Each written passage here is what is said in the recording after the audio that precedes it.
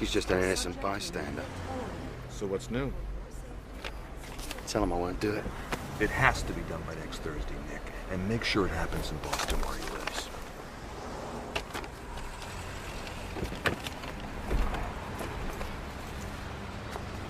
I'll see you in London on Saturday. We'll have a pint to celebrate. The white zone for immediate no problem. Do not leave your car.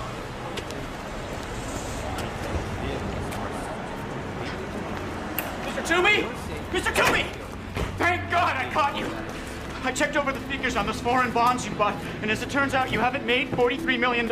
You've lost it. I know. You know? Of course I know. I'm the head of the bond department, aren't I? Talk to you from Boston. Mr. Toomey, you can't go to Boston. All these transactions were personally authorized by you. The board of directors will crucify you. I know. That's why I have to go. And I suggest you just relax, because everything's going to be fine. In fact, it's going to be wonderful. There's something strange inside that man's head. Later, Dinah. Now that I've given you a lift to the airport, you want to tell me why you're going to Boston? Stop it, Doris. I'm not going to tell you, and you know Yes, but this is just so unlike you. Flying off to some strange city for no reason, not even telling your best friend why. AP Flight 29 to Boston. Oh, gosh, that's my flight. I gotta go. Bye. This is to announce the boarding of AP I'm Flight sorry. 29 to Boston, departing from Gate 51. Bye.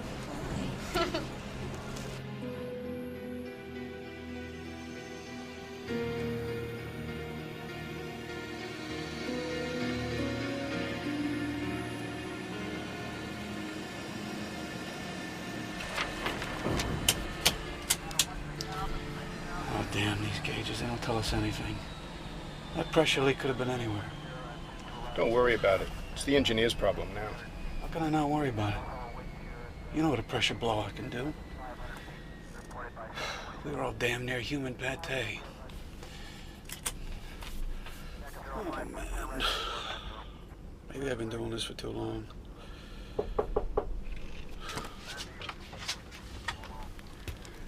Captain Engel? Yeah, but I don't know what to tell you. We couldn't find that pressure leak anywhere. This isn't about the leak, Captain. Could I talk to you outside, please? Why? What's wrong?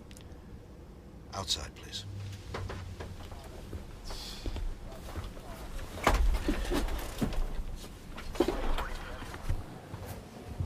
You want to tell me what's going on? It's about your wife.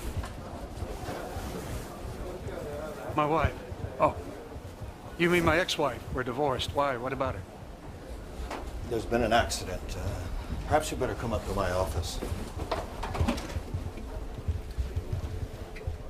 What about Annie? How badly has she been hurt? Is she dead? Yes. I'm afraid she is. There was a fire in her apartment. Are you all right, Captain?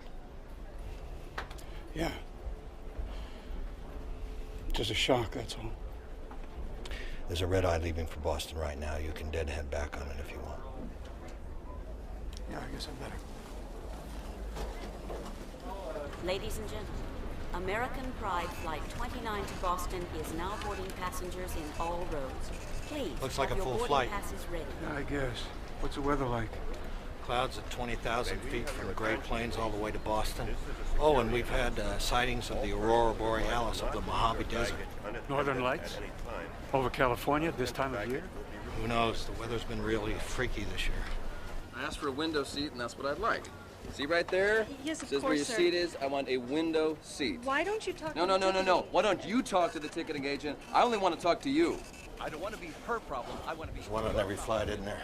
Always.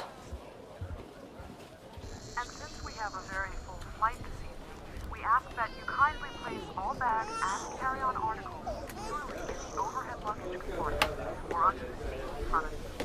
If you are in need of any assistance, the flight attendant will come by to help. Well, I guess this is it, Captain. Have a nice trip. And my condolences. Thank you. Pardon me. Excuse me?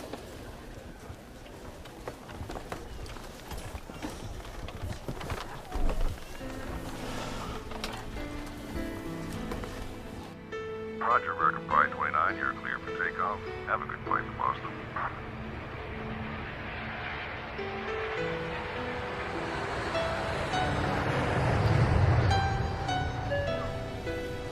Our flight tonight will take us over the Rocky Mountains and Denver, past Des Moines and up over St. Louis, then on into the Boston area. So, folks, relax, enjoy the flight, and thank you for flying American Pride.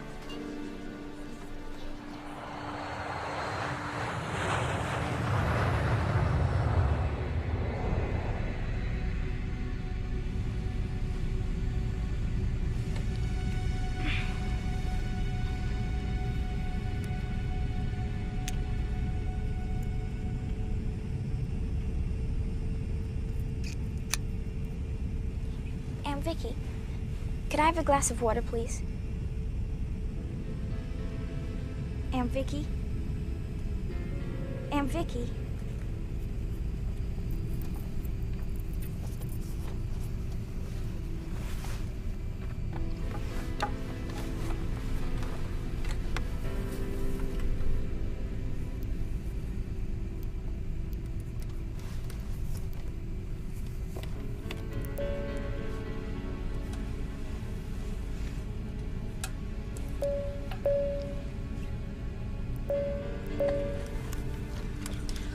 Would somebody speak to me, please? I'm sorry, but my aunt's gone, and I'm blind.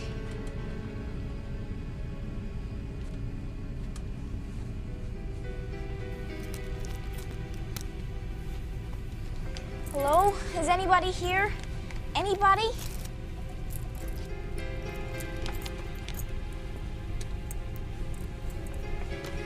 Dear God, please let someone be here. Anyone know?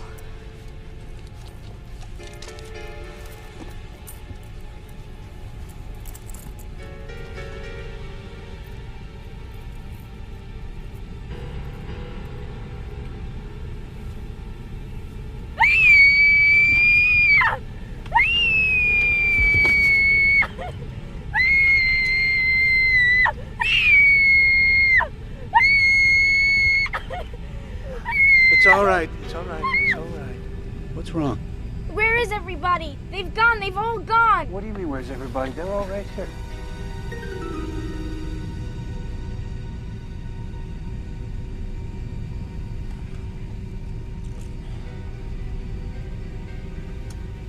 What happened?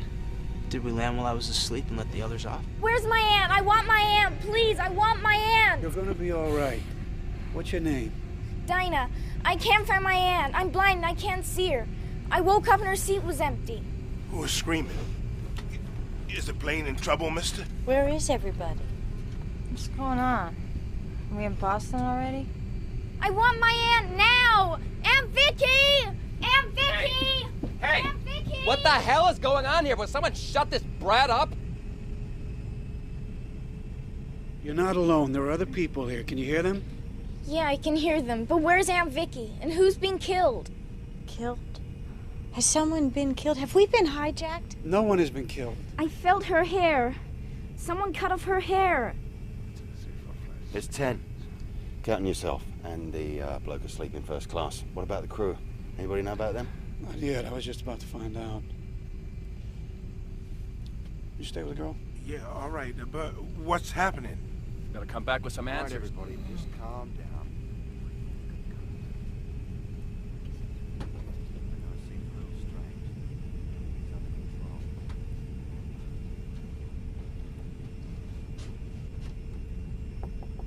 Hello, you guys. Open up.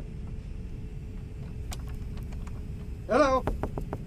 So what do you think happened? Do you think the plane landed and let the other passengers off? I don't know. I was asleep. You're a teacher, aren't you?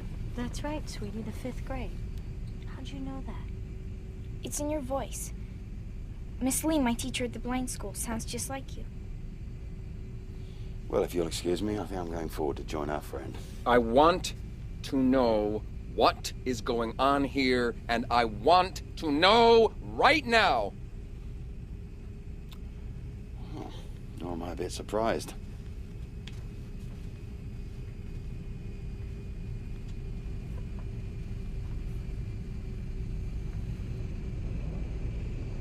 You said before that you had felt someone's hair. What did you mean by that? Over there on one of the seats. I felt someone's hair. This is a wig. It's not a human scalp. Is that what you felt? What do you see? Nothing, just mountains and darkness. Hello?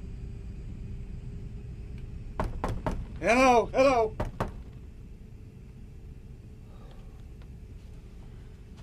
What's wrong? Flight crew disappeared with everybody else? Yeah, no, I don't know. They're not answering my calls and the door's locked from the inside. I was afraid of that. Sorry to get your wind up. Nick Hopewell. I am praying, sir, that the pilot's cap I noticed on one of the first-class seats belongs to you. It does, Captain Engel. But under the circumstances, you can call me Brian. Well, I'll call you Savior. If we find what I expect to find on the other side of that door. Well, let's try and get it open, shall we?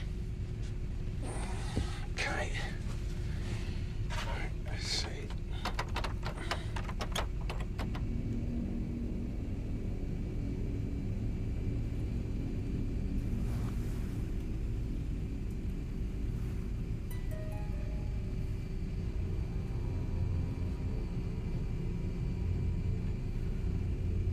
How could someone disappear and leave their hairpiece behind? It's quite a mystery, don't you think?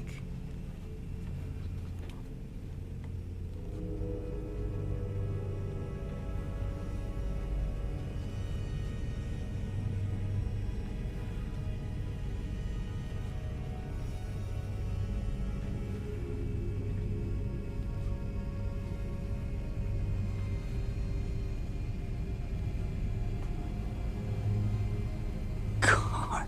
Yeah. You're not kidding.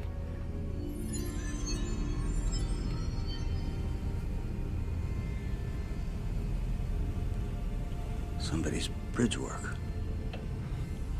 I was afraid of that.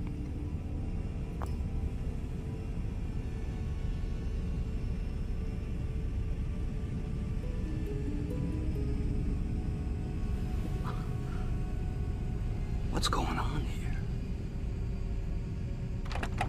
Hello? Excuse me. Come out from back there. Who's back there? Hi. Yeah.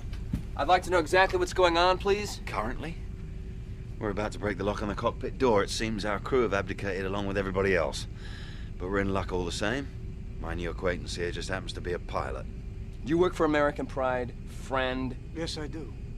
But I think what's important right No, now... no. I'm going to tell you what's important. No, I'm going to tell you what's important. You know what's important? I have a meeting at Boston's Prudential Center at 9 o'clock this morning. Promptly at 9 o'clock. That's what's important. Now, I booked a seat on this conveyance in good faith, and I have absolutely no intention of being late for that appointment. Wait. Now, I have 3 questions for you. Number 1, who authorized an unscheduled stop for this airliner while I was asleep? Number 2, where was that stop made? And number 3, why? Why was that done? You ever watch Mr. Spock on Star Trek? What the hell are you talking about? Just if you don't shut your cake hole, you bloody idiot, I'll be happy to demonstrate his Vulcan sleeper hold for you. Don't you talk to me like that. Do you know who I am? Of course I do. You're an obnoxious little twerp who likes to hide his fear behind aggression. No harm in that, but you are in the way. Listen to me. Listen! Whoa, a nose hold. I can break it. Easiest thing in the world, trust me. I said I could break it. Do you understand? Signify if you understand. Listen. I haven't got time to discuss your business appointments, therefore I'm going to send you back to the cabin with this gentleman in the striped shirt. Don Gaffney. Mr. Gaffney will be your escort. Once you arrive in the main cabin, you will sit down in your seat, strap your seatbelt firmly around your middle, and keep your mouth shut. Do you understand? Oh, please favor me with a thumbs up if you understand. Jolly good. Now, I'm going to let go of you and your nose now. And when I do, if you so much as utter a word, a syllable, you will be investigating hitherto unexplored realms of pain.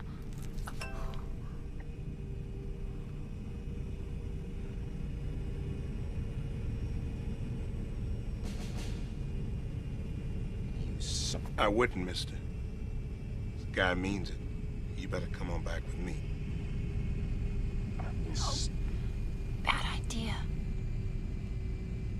Come on. Hey, come on. Come on. Let's see if we can find something for that nose.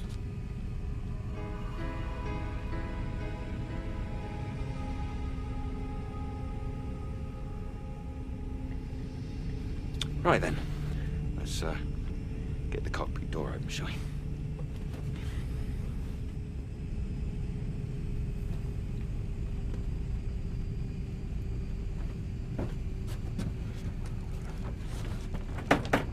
Come on.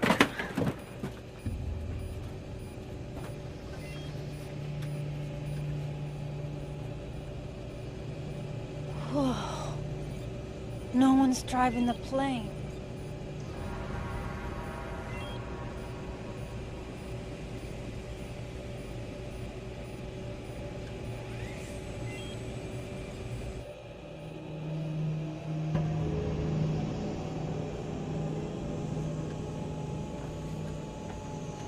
Fast, whatever it was. Look there.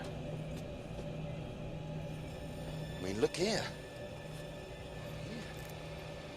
If you want watches, you can take your pick. There are tons of them back in the main cabin. Are there indeed? Watches, jewelry, and glasses. Also purses, but the weirdest thing is there's stuff that we're pretty sure came from inside of people. Like surgical pins, pacemakers. You know, I've been going on roughly the same assumption as our rude friend, the one I used the nose lock on, that the plane had landed somewhere for some reason, and then most of the passengers and crew were somehow offloaded, and then... No, there couldn't have been a takeoff while we were sleeping. Well, you can fly that plane on automatic, but you need a human being to take one up or land it. So where are the passengers and crew then? I don't know. But I plan on finding out. Want to hand me that paper, please? Well, our altitude is right. 37,000 feet. We're on course. What are you doing? Figuring out our closest major airport.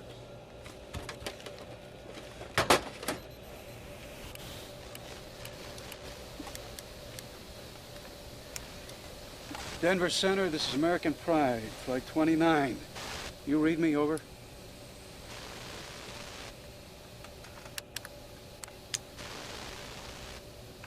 Denver Center, come in please, this is American Pride, flight 29. We have a problem.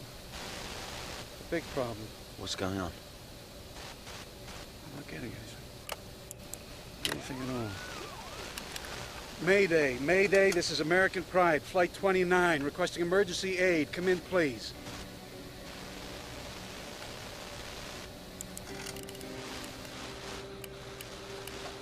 Unicom, this is American Pride, flight 29, requesting immediate radio contact. Over. Denver, come in. Come in, please. This is AP, flight 29. You answer me, damn it. Easy, mate. That dog won't bark either.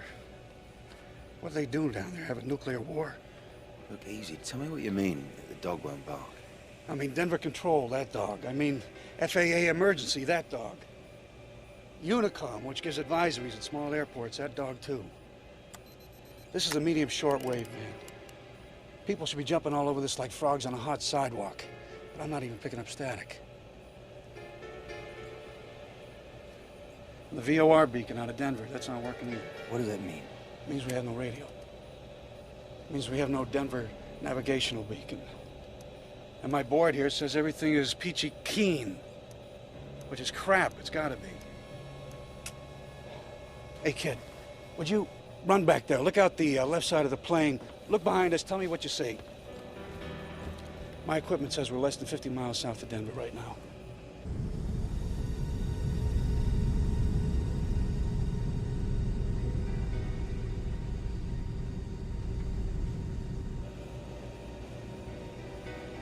Well,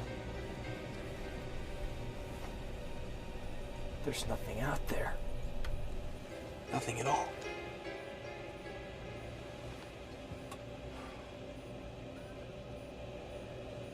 Denver's blacked out, isn't it? Yeah. Either that or it's gone. All right, people, back to your seats. We need a little peace and quiet. We are being quiet. Now, come on, my young friends, let's go sit in the back then. Captain has a lot of work to do.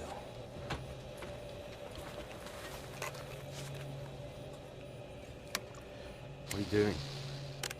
Using the military aircraft ban. Strategic Air Command is never off the air.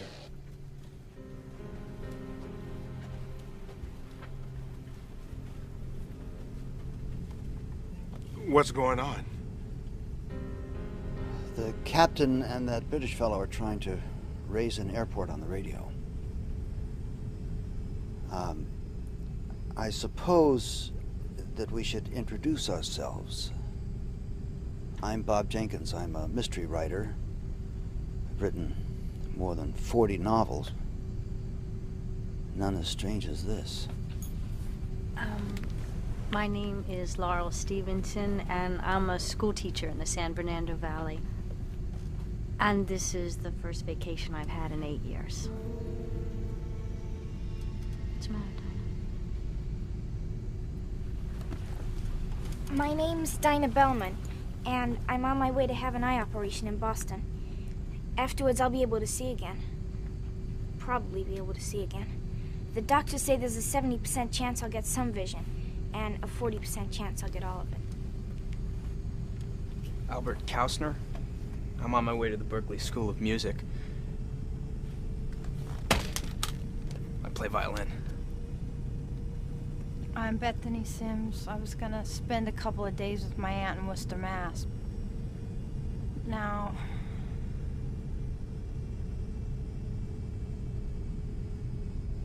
And you, sir, what's your name?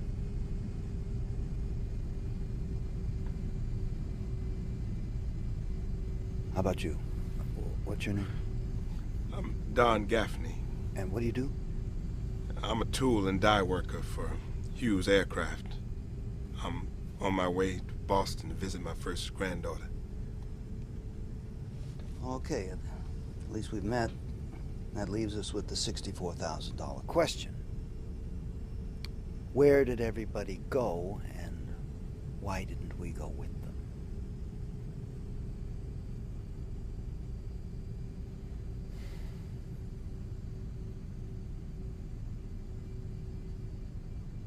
Air Force Control, this is American Pride, Flight 29. Do you read me? Over.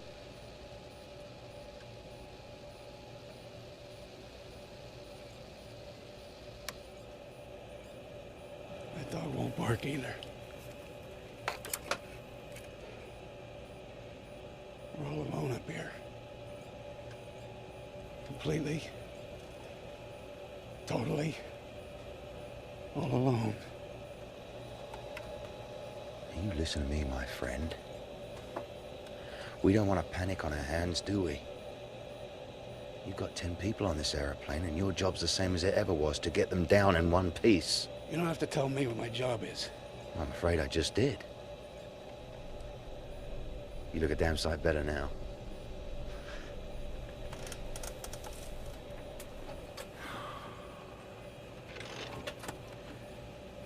What do you do for a living, Nick? And don't tell me you're an accountant.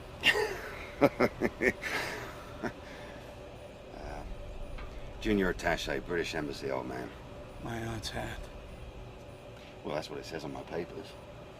If it said anything else, I suppose it'd be Her Majesty's mechanic. I fix things that need fixing. Right now, that means you. Thank you, but I'm fixed. Good enough, then. So what do you intend to do? Can you navigate without these ground beam thingies? Can you avoid other aircraft? I can navigate just fine with the onboard equipment. As for other planes, this thing right over here, that says there are no other planes. Well, we don't have to worry about running into anybody then, do we?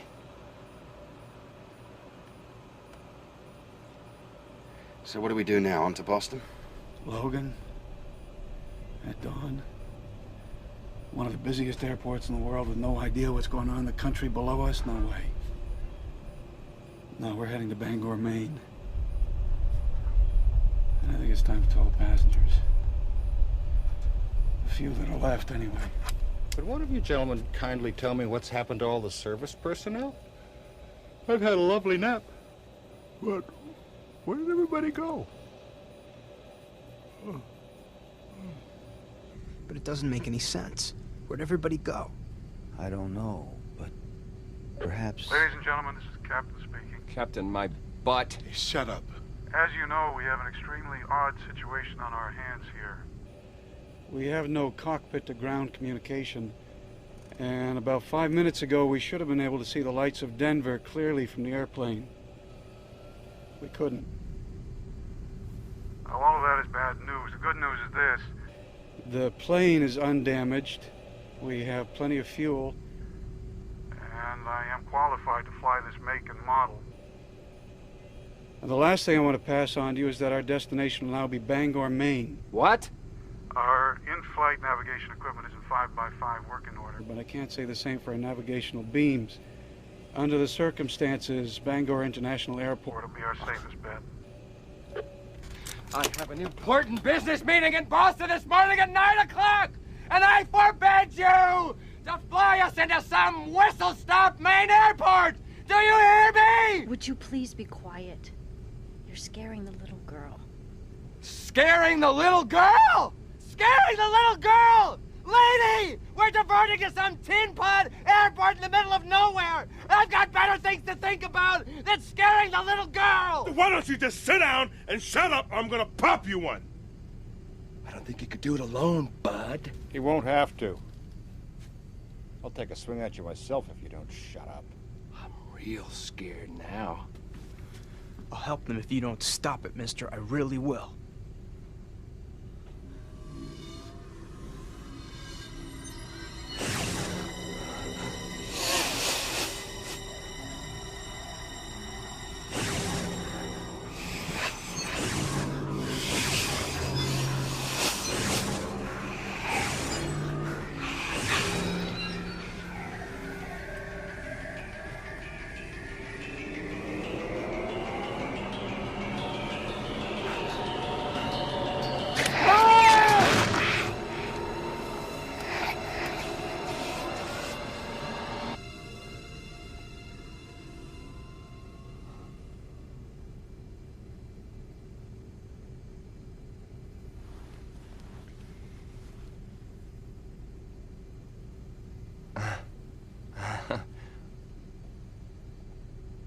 Okay.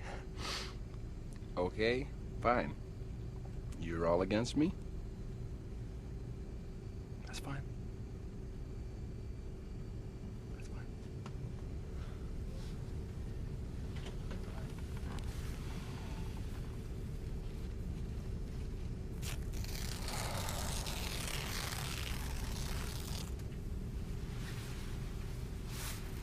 It doesn't have to be this way, mister. You should just relax. Take it easy.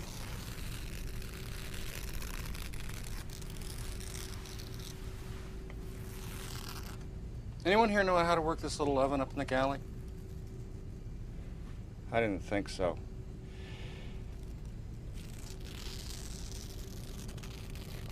That man was just upset, you know.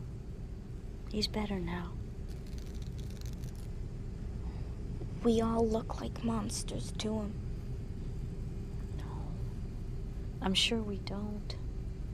Now, what made you say that? I hear things sometimes. People's thoughts. I always have. But just now, for the first time. I saw what that man was seeing. It was dark and fuzzy, but I still saw. Sweetie, that's just your imagination, that's all. That's what my aunt used to say, too. But it's not. Why don't you get some sleep? You'll feel a whole lot better. No, I won't. Besides, I was asleep, and now I'm all slept out.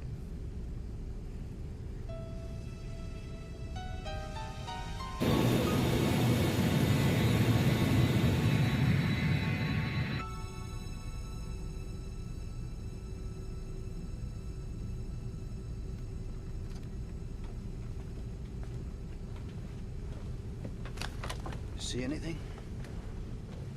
I didn't think so. May I ask you something? Did you happen to hear anything the little girl said earlier? No. Well, she was telling Miss Stevenson that she didn't think she could go to sleep because she had already been asleep. I also had been asleep. What about you, dear boy? What about me, what? Were you sleeping? You were, weren't you? Well, yeah. Yes. We were all asleep. Everybody. Well, maybe. Nonsense, maybe. I'm a mystery writer. Deduction is my bread and butter. Don't you think if someone had been awake when all those people were eliminated, that person would have screamed bloody murder and awakened the rest of us? I guess so. Of course. So I deduce that everyone was asleep, including all those people that were subtracted, along with the flight crew, of course, dear boy. Could you call me Albert, please, Mr. Jenkins? That's my name. Oh, I'm sorry, yes, of course. Yes, I'm upset, and when I'm upset, I tend to get a little patronizing. Please forgive me. It's just that I'm trying to figure this thing out. Well, do you have any ideas? Well, if it were just the plane, I could easily come up with a scenario. What scenario? Well, let's say, for instance, that some shadowy government organization decided to conduct an experiment and we were the test subjects. And the purpose of such an experiment, given the circumstances, would be to document the effect of serious emotional stress on a number of ordinary Americans. And the scientist who designed the experiment loads the oxygen system of this plane with an odorless hypnotic gas. After this is released into the air, everyone falls asleep, with the obvious exception of the pilot, who is breathing uncontaminated air through a mask. Then the captain lands the plane at a secret airstrip in Nevada, let's say, whereupon, with the exception of the 9 randomly chosen test subjects, all the sleeping passengers are carefully carried off the plane and placed aboard another identical plane. The captain then gets Flight 29 airborne again and returns it to its original altitude and heading. He activates the autopilot. He disables the radio systems. And then, as the effect of the gas begins to wear off, the captain hears on his intercom the voice of the little blind girl calling for her aunt. And he knows that this will wake the others. The experiment is about to begin. Captain Angle is one of them. Well, in this scenario, he is. If Captain Angle is one of the people who did this to us, we're going to have to capture him as soon as we land. You, me, Mr. Gaffney, and perhaps that British fellow. But it doesn't hold up, you know. What? This scenario I just gave you, it doesn't hold up. But you just said. What I said was, if it were just this plane, I could give you a scenario. But unfortunately, it's not just this plane. The city of Denver is probably still down there, but all its lights were off, if it was. And it's not just Denver, I can tell you that. Omaha, Des Moines, St. Louis, there isn't a trace of any of them down there either. Now, what has happened has not just happened on this plane. And that's where deduction breaks down.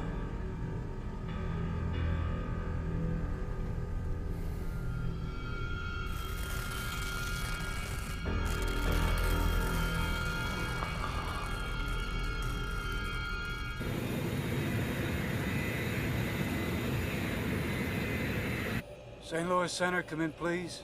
This is American Pride, 29 Heavy. Repeat, American Pride, Flight 29 Heavy. Do you read me, over?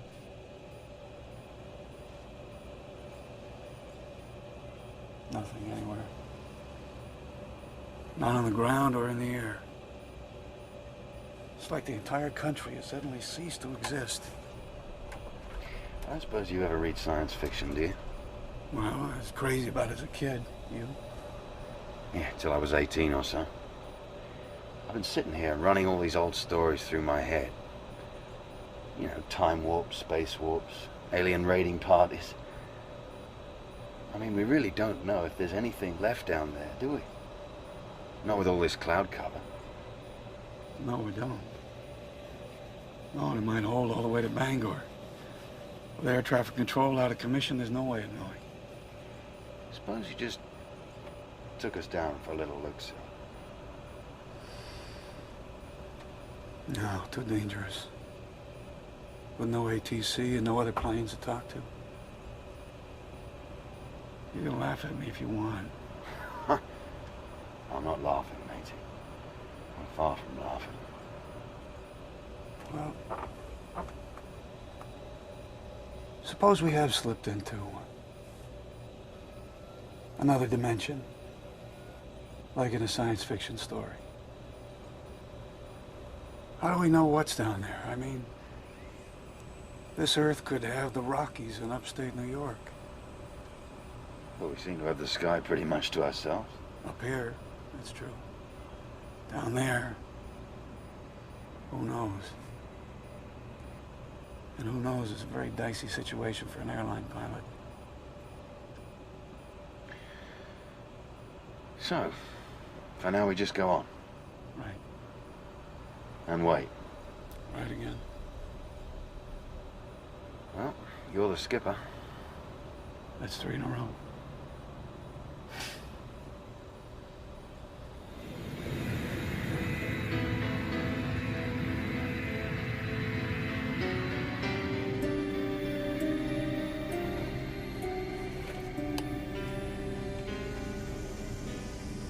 What do you see? The sun's up. That's about it. What about the ground? I can't see it. It's all clouds down there. Perhaps it's just as well. Maybe.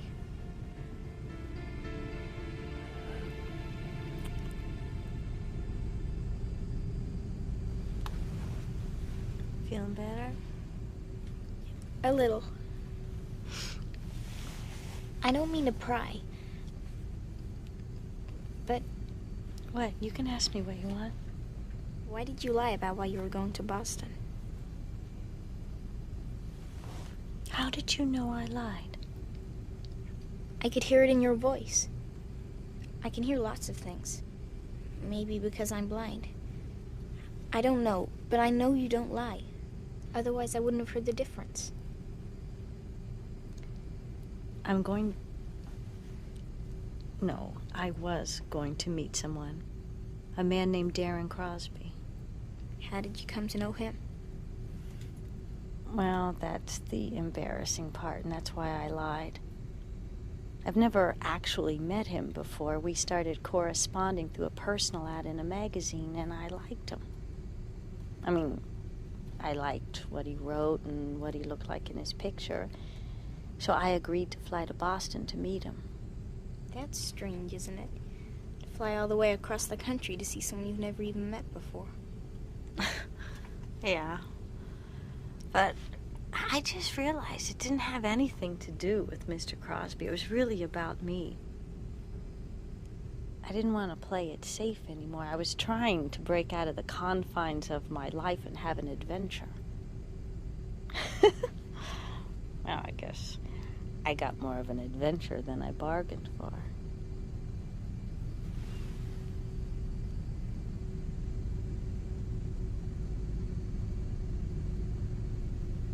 You're very pretty, Laurel.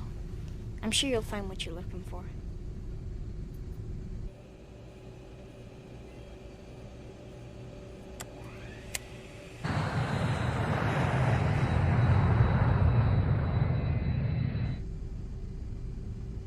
Do you think we're gonna be all right? I think so. I hope so. Kind of scared what might be under those clouds. Then I was scared anyway about Boston. My mother, all at once, decided how it'd be a great idea if I went to spend a couple of weeks with my Aunt Shauna. I think the idea was for me to get off the plane and then Shauna pulls a string on me. What string? Do not pass go, do not collect $200, go directly to the nearest rehab and stay there till you've dried out. Everything just seemed so weird before that this just seems like more of the same. This is really happening, isn't it? I mean, I'm not just imagining it, am I? No. It's real enough, all right. Do you need a rehab, Bethany? I don't know. I guess I might. I used to just think it was party time, you know? All the booze and drugs I could get, but now, I don't know. But getting shipped off this way just makes me feel like a pig in a slaughterhouse chute. I'm sorry. Yeah. I'm sorry too, but I guess this is the wrong time to worry about it, huh?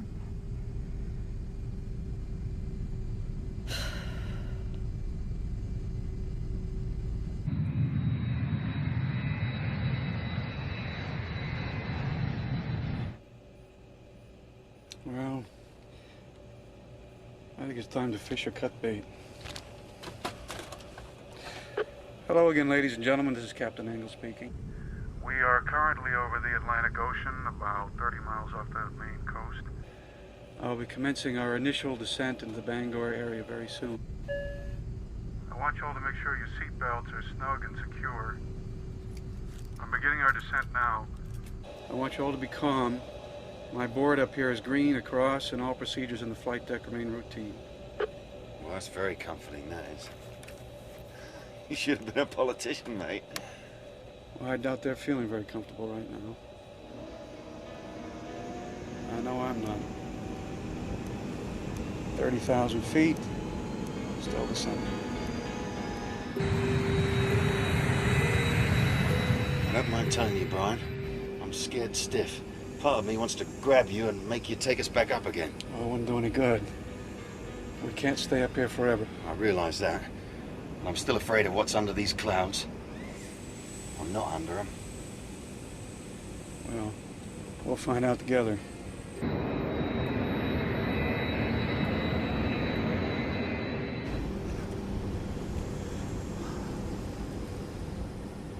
I figure we might as well all be together on this one.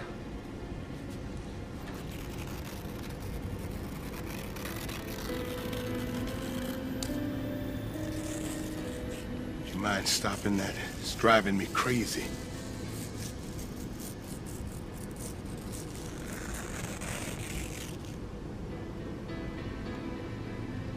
Well, at least we'll be able to get some chow when we land.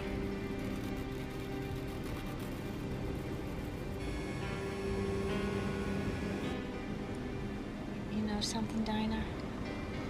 What? I really don't want to go down there. I mean, I really don't.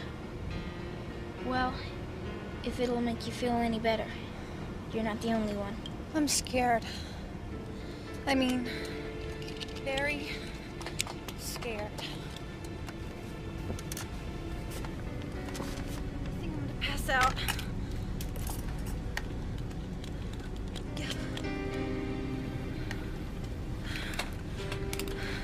It's going to be all right. I hope so.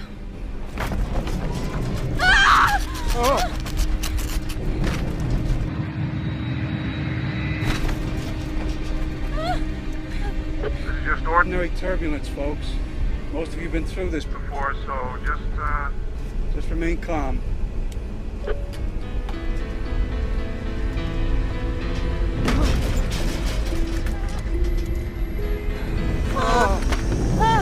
What's wrong? Is there something wrong with the plane? Are we gonna crash? No, I don't think so, sweetie. I hope not. Is it gonna be all right? Is it really gonna be all right? I hope so, honey. I hope so. help us all.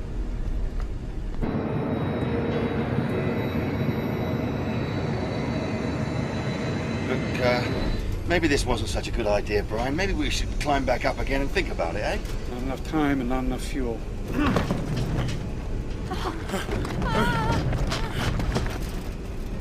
Hang on. Going in.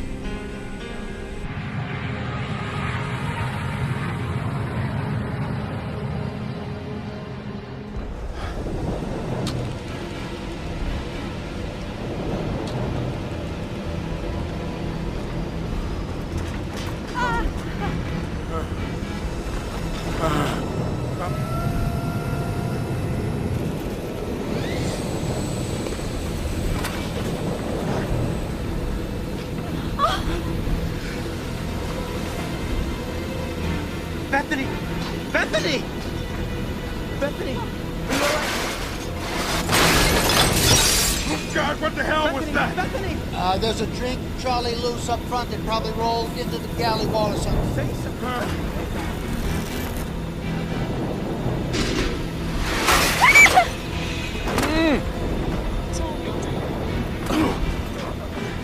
Please, I don't want to die. I just don't want to die.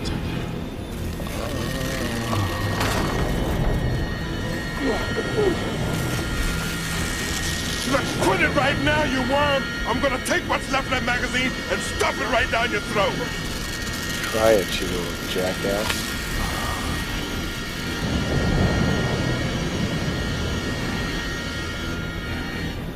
3,000 feet. How low is this sea, Brian? I don't know. Lower than I'd hoped, that's for sure. Well, that makes me feel a lot better. I'll take us down to 500 feet. And if we still haven't broken through the cloud cover, I'll take us back up again. We'll fly down to Portland. Well, maybe you should take us that way now. Now, the weather down there is almost always worse than the weather here. This is starting to look like a bad decision, mate. We haven't struck out yet.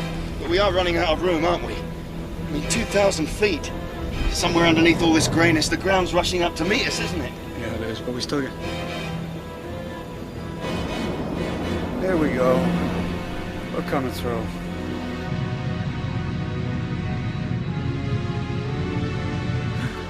It's all right. It's all right.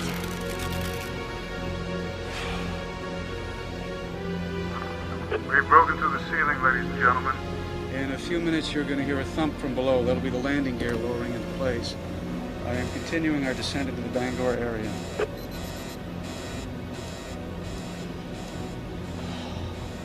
Wish me luck, Nick. Oh, I do, matey. I do.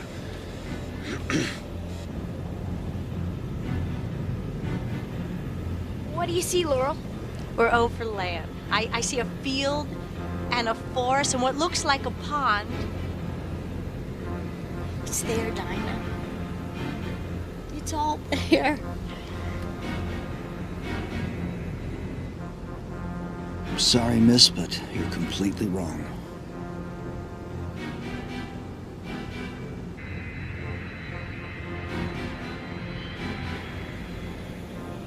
I can see the airport. My God, what a beautiful sight. Well, buckle up, coming in. Bangor Tower, this is AP, Flight 29, heavy. I am declaring an emergency. If you have runway traffic, get it out of the way. I am coming in. Hey, the runway lights are dead, Brian. No time to worry about that now.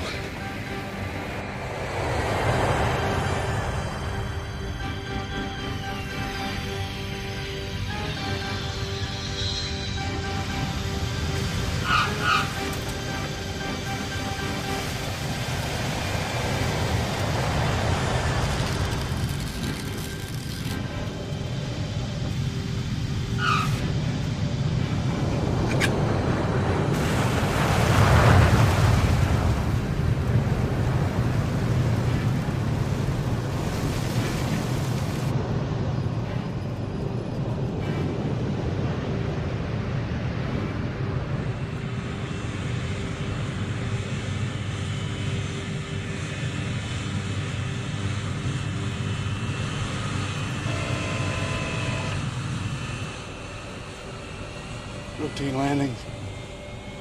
Nothing to it.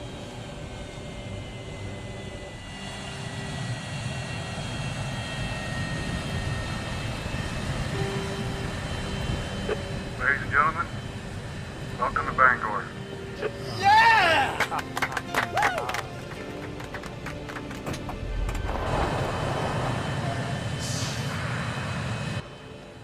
Thank you for that welcome, my friend. My deep appreciation stems from the fact that it appears you're the only one who's going to extend one. And this place is utterly, totally deserted. No, it can't be. Unfortunately, I'm afraid it is.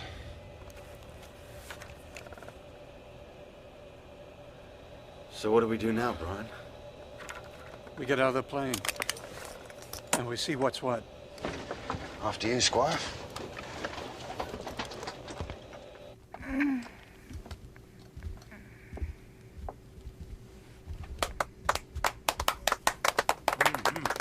Okay. Yes. What is it? It's the pilot. It's the pilot that landed us safely.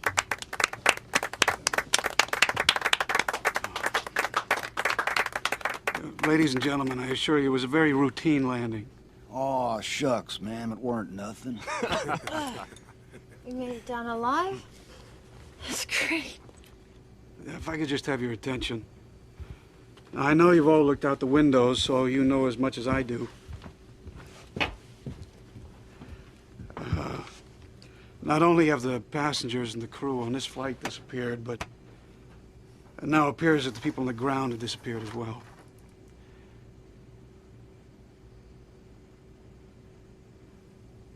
But logic suggests that since we survived, whatever it was, that others must have survived it as well. False logic.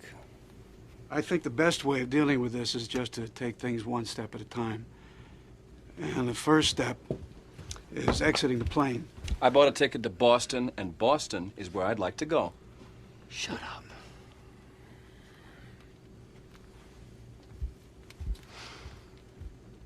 We're going to have to use the emergency slide, so I want to review the procedures with you.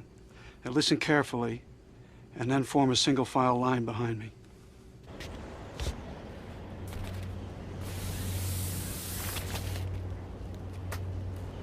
Well, here we are at last. You know, there's something wrong with the air here, Brian. It's... What do you mean? I don't know. Poisoned? No, at least I don't think so. Just no odor, no smell. What? Is there something wrong? I mean, I'm not sure I really want to know, but if there is... Honey, there's nothing wrong here. But there is. This place smells wrong. Really badly wrong.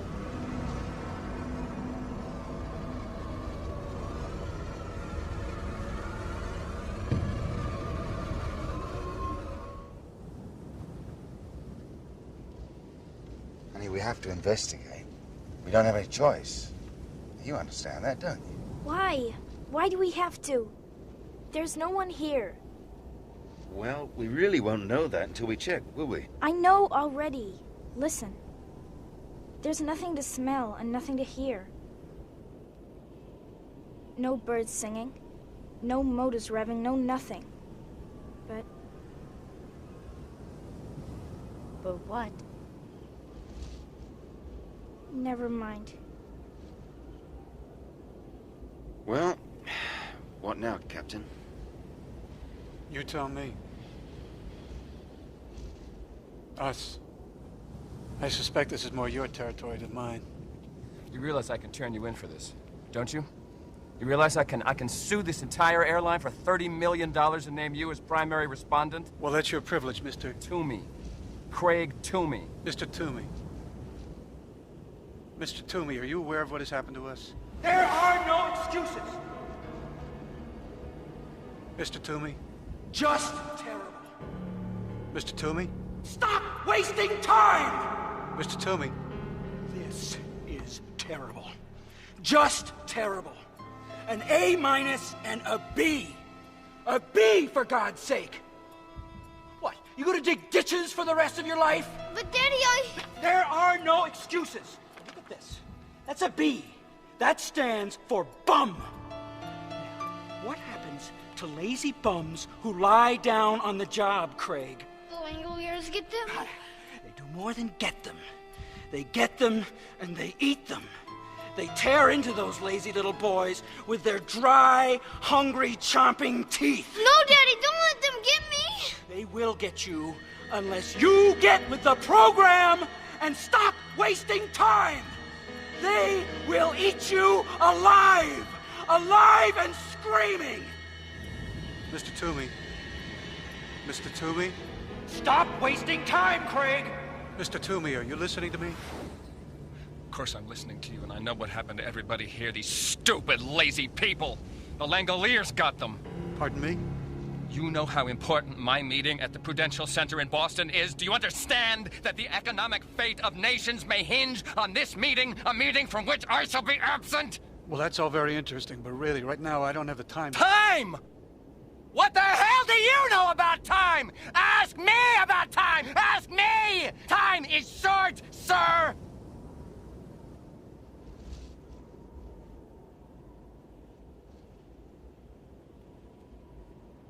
And what do you reckon the best way is inside the terminal, Brian?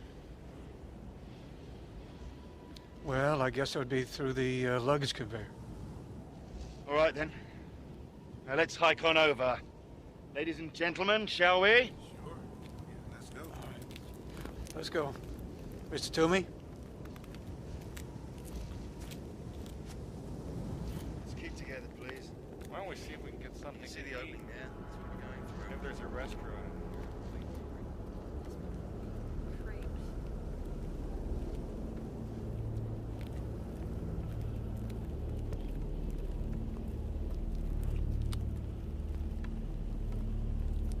Don't have to worry so much, Dinah. It's just that the situation is strange, therefore everything seems strange. Including the sound your heels make hitting the concrete? You're right. They sound Weak? That's right. Weak. Almost as if they don't have any strength.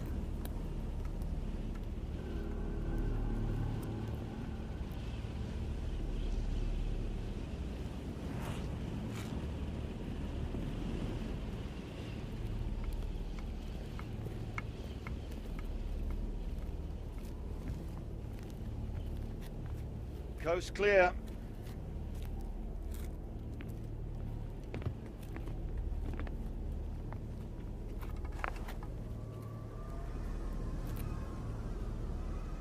It's really wrong here.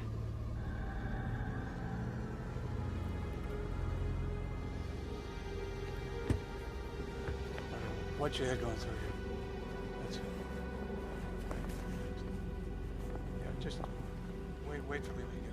in there. Right then.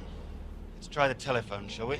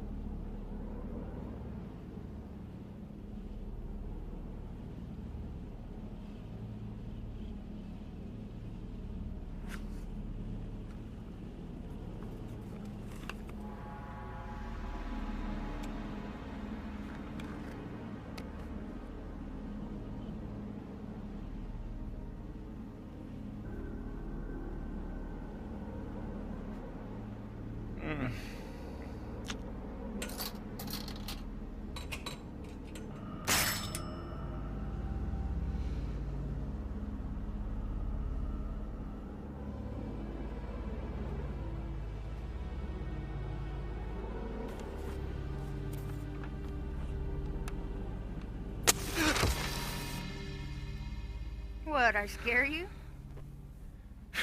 A little. God, at least that's better. Didn't dare do it on the plane. I thought I might blow something up.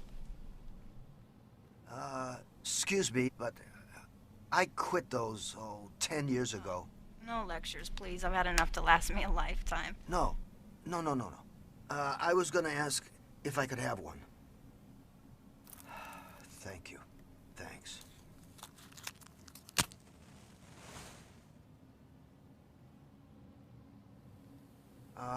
Albert.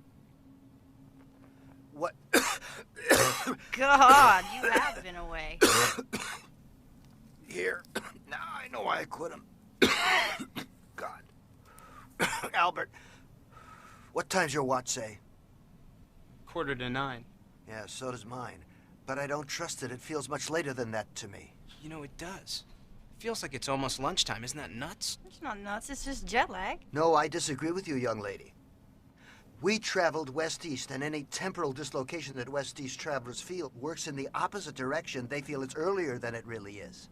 I wanted to ask you about that exact thing on the plane. When the captain told us that there must be other people here, you said false logic. But it seemed straight enough to me. We were all asleep, and we're here.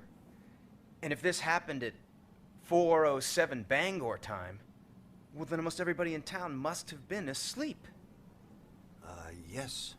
Yes, so? Where are they?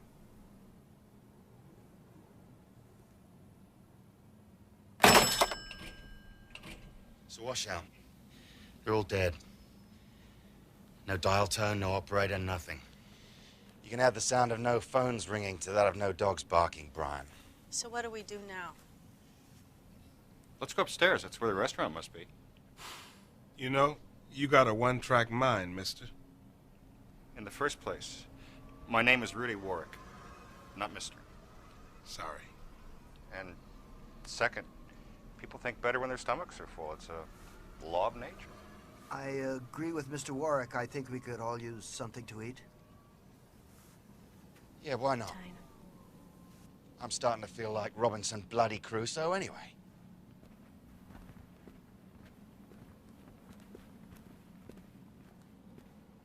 You know something, don't you? I might, but then I might not.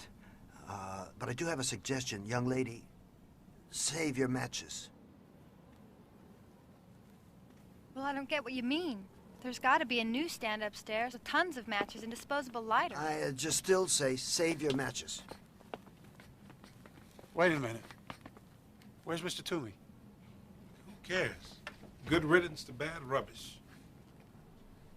I'm sorry, mate. I didn't see him go. Toomey! Craig Toomey! Where are you? Something's wrong.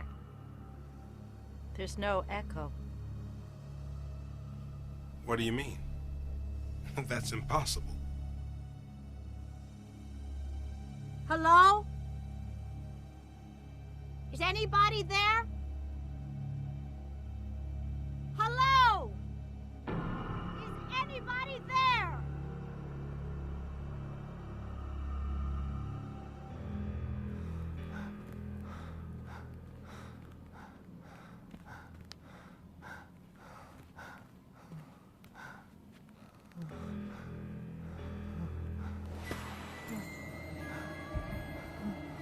They're coming, son. The Langoliers are coming. No, no one is coming. They're coming for you. You've been bad. You had an appointment in Boston, and you skipped it. No, it wasn't my fault. I was kidnapped. There are no excuses! Lying down on the job is lying down on the job. I don't want my job. What? I don't want my job, and I don't want my life. Since I was 5 years old, you've been loading on the pressure, seeing if you could make me explode. Well, I am going to explode, Father, and I don't give a damn. You know what I did? I bought $43 million worth of bonds I knew were total garbage. You did what? I burst on a target on my own head. I went out. I went out. Get a hold of yourself, for God's sake! Now, are you ready to get with the program? Why can't you love me and leave me alone? Love is not part of the big picture! Now, are you gonna look at the big picture, or do I have to let them have you? No, they don't even exist. They exist. No. They were here, and they'll be back. They'll be back for you, you lazy sack of dirt!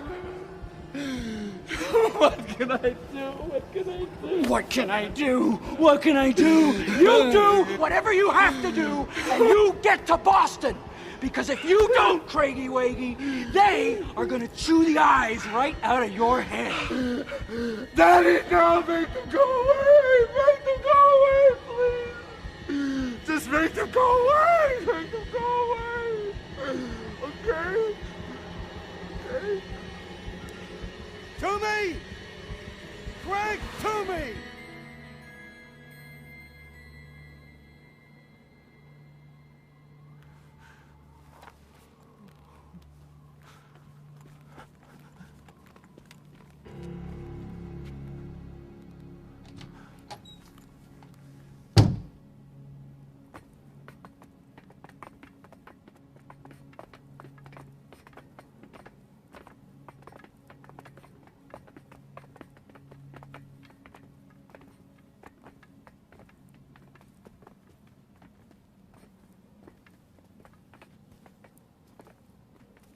Okay, let's go.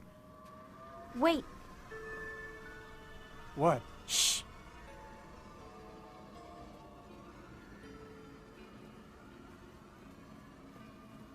There.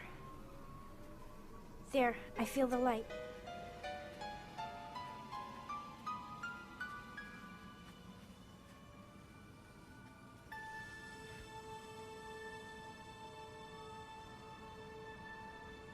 The glass is wrong, too. Dinah. Shh. I hear something.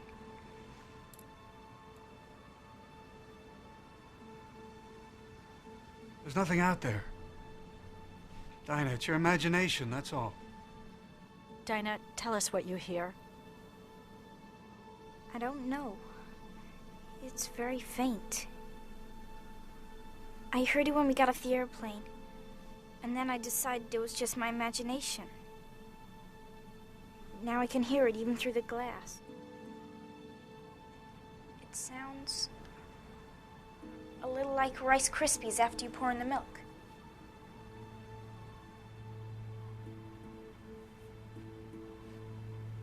You hear anything? A bloody thing.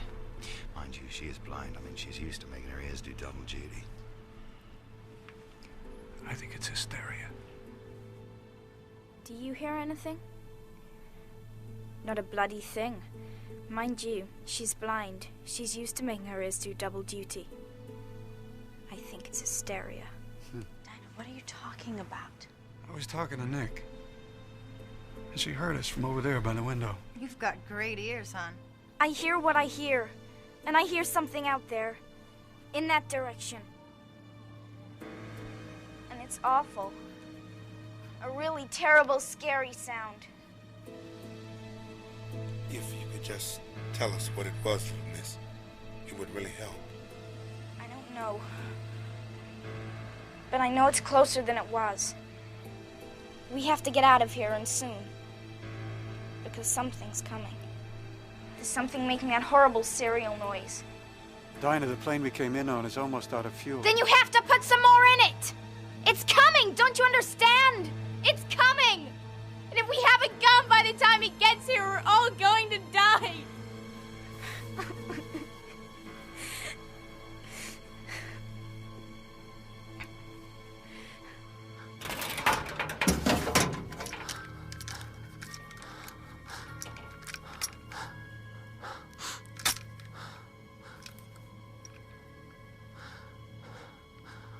want to hurt anyone.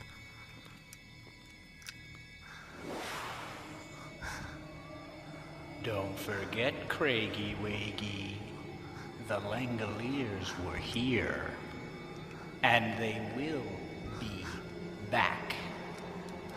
You'd better be gone when they get here, or you know what will happen. Oh, I know what'll happen. They'll eat me. They'll eat me all up.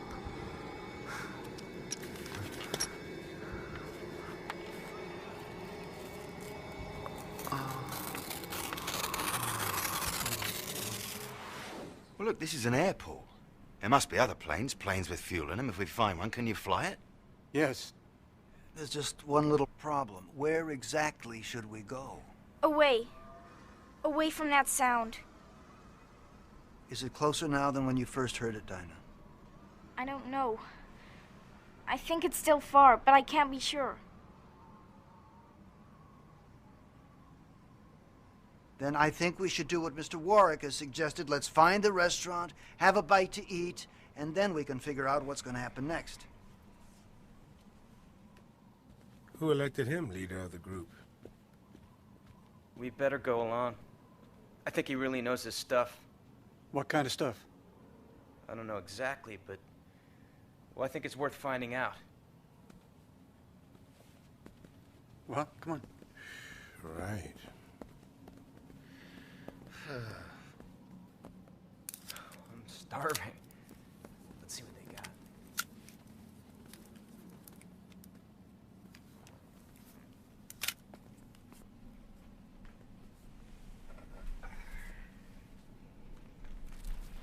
See? Told you I didn't need to save my matches. You were right. But let's try one of these, okay? Sure, but why? Well, that's what we're going to find out.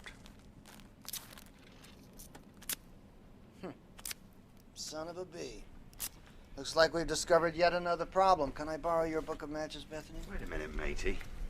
Exactly what is it you do know? Only that this situation has even wider implications than we thought. What's happening, folks? Be damned if I know, but I don't like it much.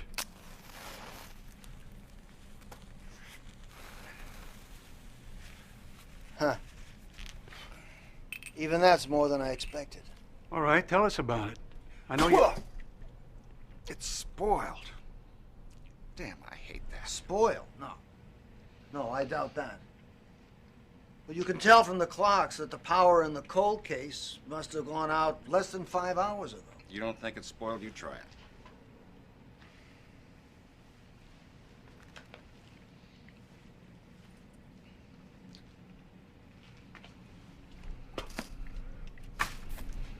That's not spoiled.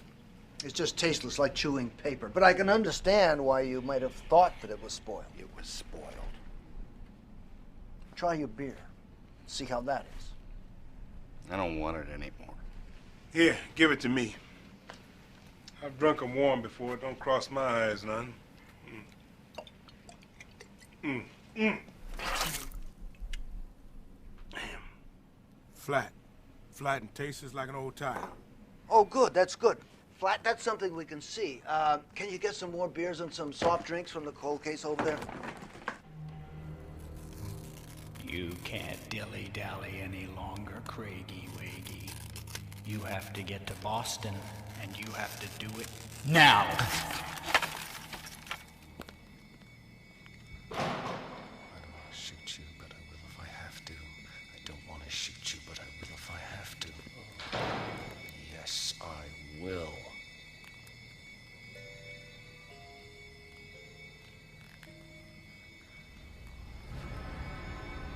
You're out there, aren't you?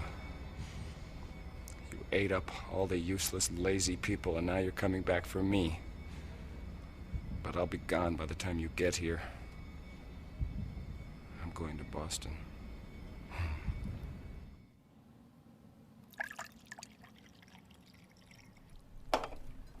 So we're all agreed. The beer's flat. But why? Well, I have an idea, but before I say anything else, I'd like you all to look around this place very carefully and see if you can tell me what's different about in here than on the plane.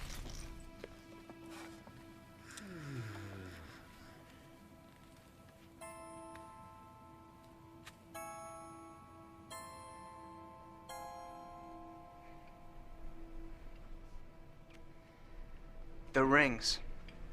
The wallets, the purses, the surgical pins. None of that stuff is here. Correct. That's 100% correct. As you say, there's none of that stuff here. But when we woke up, it was on the plane. Why isn't it here? Maybe nobody was here when it happened. No, that's nonsense. An air terminal is like a police station or a fire station. There's people there regardless of the hour. Watch out, I hear someone! I don't want to shoot her, but I will if I have to. Now take me to Boston. What's you happening? hear me? What is it? Take me to Boston. You're choking me! What is he doing? What's choking me? Steady on, old mate. Stop moving around! You can make me do something I don't want to do. Now you stop moving Do around! as he says, Bethany. I don't want to shoot her, but I will if I have to. Ow! No, Albert!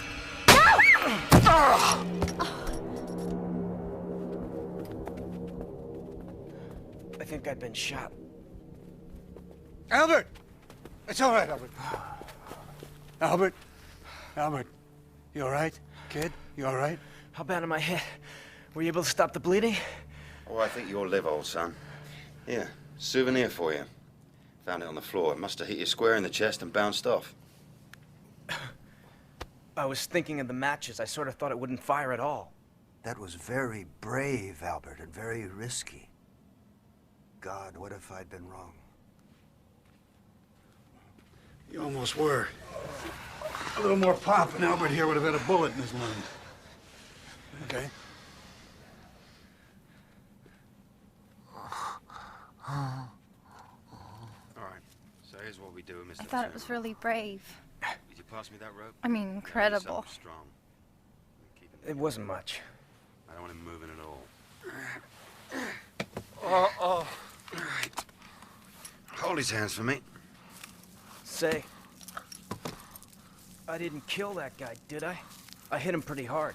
He's out like a light, but he's still alive. Oh, his pulse is strong and regular. He'll live. He'll just wake up with a bad headache. In the meantime, I think it might be wise to take a few precautions, don't you? Do you have to be so rough? Yes. If you want him safely secured, you do want him safely secured, don't you? All right. Just like one of Father John's Christmas turkeys. Neatly trussed. Now, where were we before we were so rudely interrupted? Let me up. Let me up. Let me up right now. Shut up! Stop it! Hey, what do you have to do that for? Now listen to me. You need waking up, fellows and girls, and I haven't got the time to do this gently. Dinah says something's coming towards us, rather nasty, at a rate of knots, and I, for one, believe her. Now, having a knowledge of what it is may not save our lives, but I'm bloody sure that a lack of it's going to put an end to us. And soon. Anybody disagree? Jolly good. Mr. Jenkins, pray continue. I'm sorry, but I write about these things. I just haven't taken part in them. Until now, that is. I think you're doing great, Mr. Jenkins. And I like listening to you, too. It makes me feel better. Oh, well, thank you. Thank you. That's very nice of you to say that, Dinah. I think I found a fallacy in our thinking, and it is this. We all assumed as we began to grasp the dimensions of this event that something had happened to the rest of the world. But the evidence doesn't bear that assumption out. What has happened to us. And us alone. I'm convinced that the world as we know it is ticking along as it always has.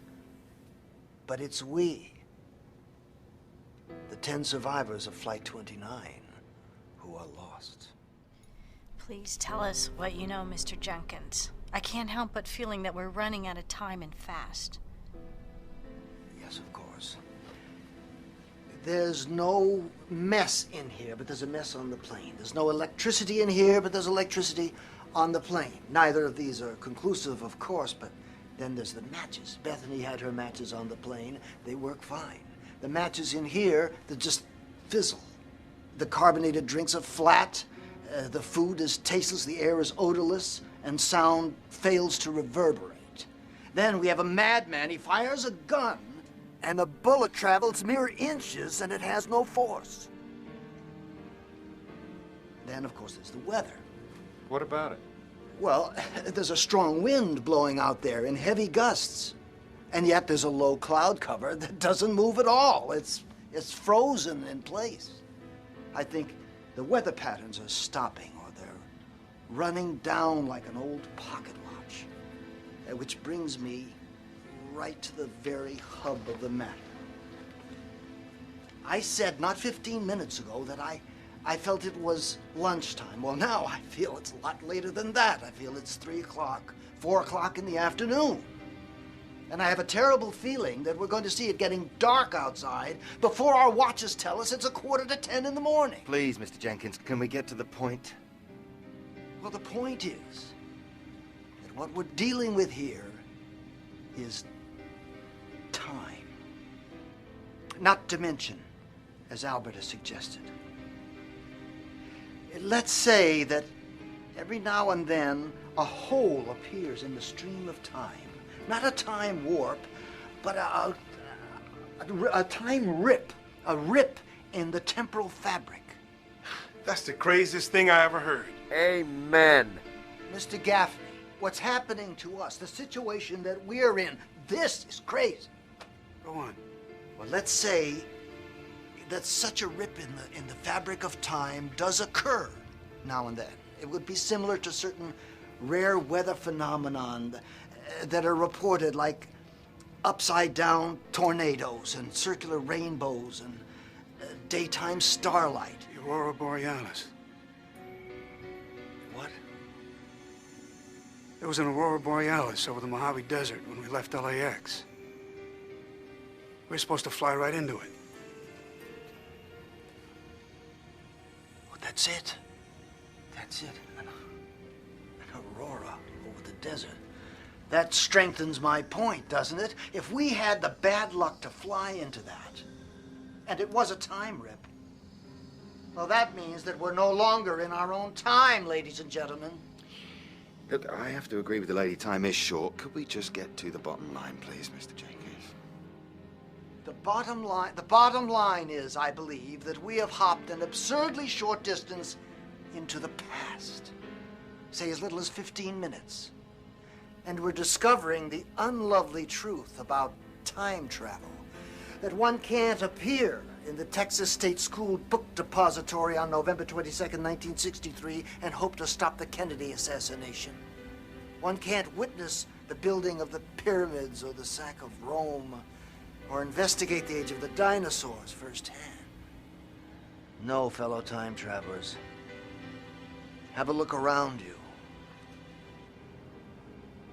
This is the past.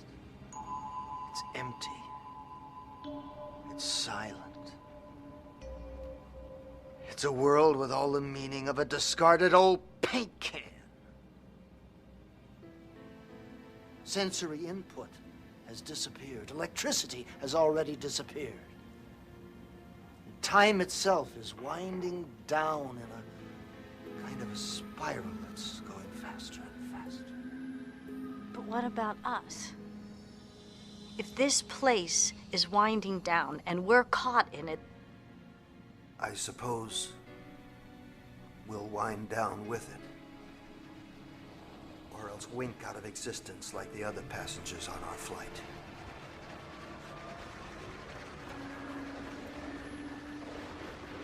Mr. Jenkins, the sound I told you about before. I can hear it again. It's getting closer. Much, much closer.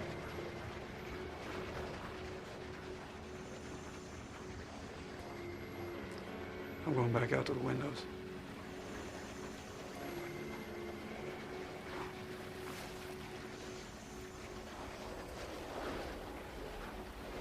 What about you two? You coming? we can hear it as well as we want to from here. Mind you stay away from Mr. Toomey. Stay away from Mr. Toomey.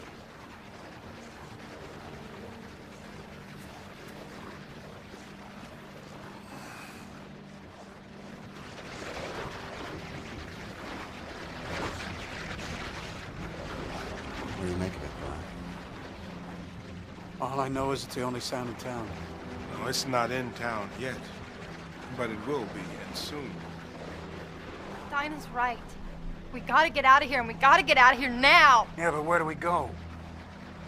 Atlantic City, Miami Beach, the nearest spa? Captain, you're suggesting that there's no place we can go. I hope that you're wrong about that. First, I have a question. Is it going to be possible to refuel that plane even though there's no power? Yeah, they have fuel pads in the ground next to the jetway out there. They should be full. But even if we do refuel the plane, then what? Then we take off again. The sound is coming from the east. The time rip was several thousand miles to the west. Can you retrace our original course? Yeah, I can, but why? The time rip might still be there. Don't you see? We might be able to fly right back through it. He might have something there, Brian. He just might. Yeah, he might. He might, or he might not. It doesn't really matter, because we're not going anywhere in that plane. Why not?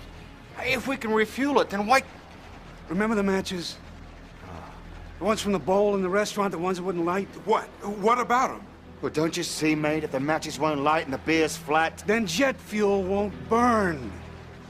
It'll be as used up and as worn out as everything else in this world. I might as well fill up those fuel tanks with molasses. You mean we're stuck here? With that noise coming closer and there's no way out?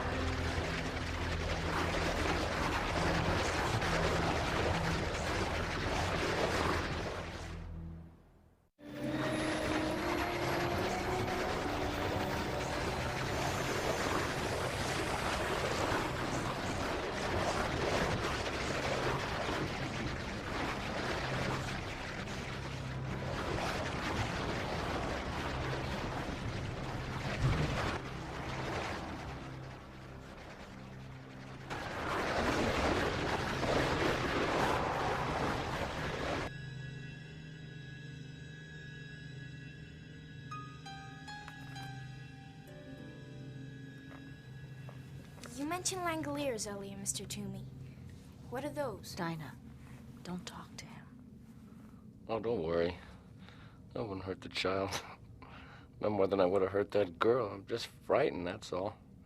Aren't you? Yes. But I don't take hostages and I don't try to shoot teenage boys when I'm frightened. Touché. What are the Langoliers, Mr. Toomey? Well...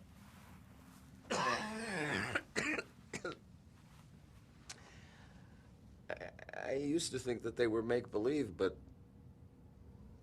I'm beginning to wonder because I hear it too. The sound. The sound's the Langoliers. Well, I don't know what else it could be. Tell me more about them. Well...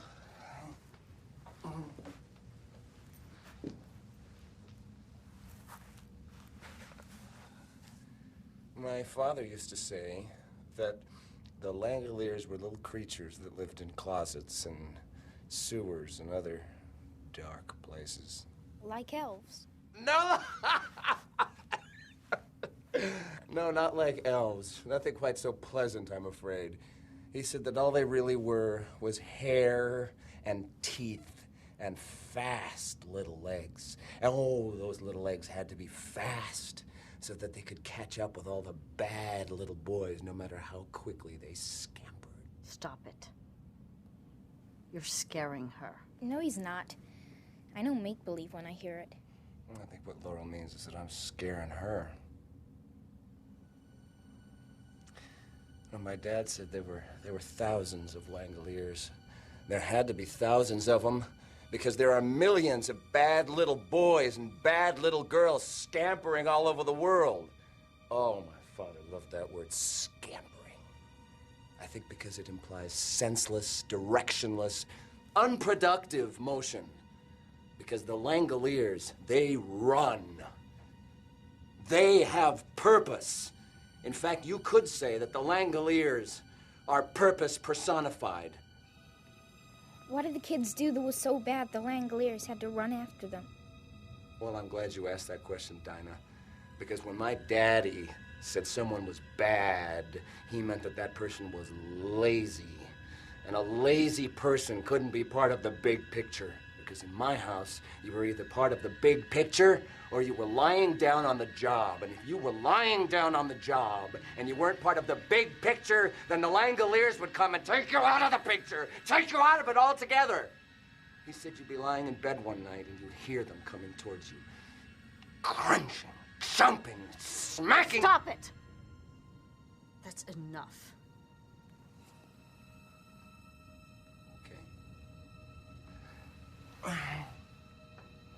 I'll bet you were scared of your dad, weren't you, Mr. Toomey? You and the cigar, little miss. I was terrified of her. Is he dead? Yeah. Was he lying down on the job? Did the Langoliers get him? Yes.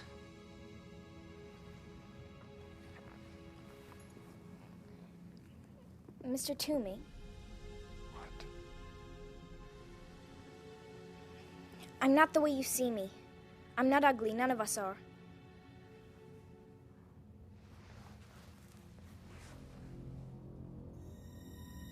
And just how do you know how I see you, little blind miss? You might be surprised.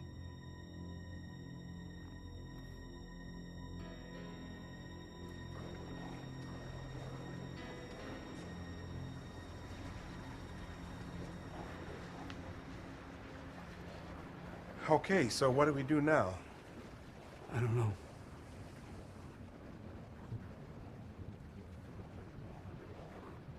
God, she looks beautiful, doesn't she? Yeah, especially compared to everything else around here. Brian, exactly how much fuel do we have left? Well, when we landed, I had less than 5,000 pounds. To get back to where this happened, I'd need at least 100,000.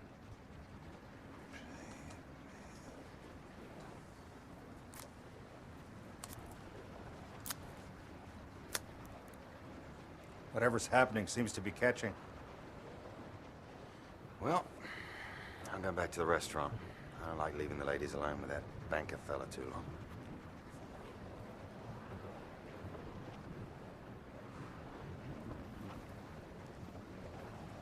Come on. Oh, wait a minute.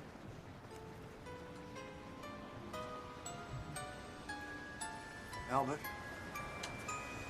Albert, what is it? Captain Angle. Captain Angle, come here. I think I have the solution to our problem.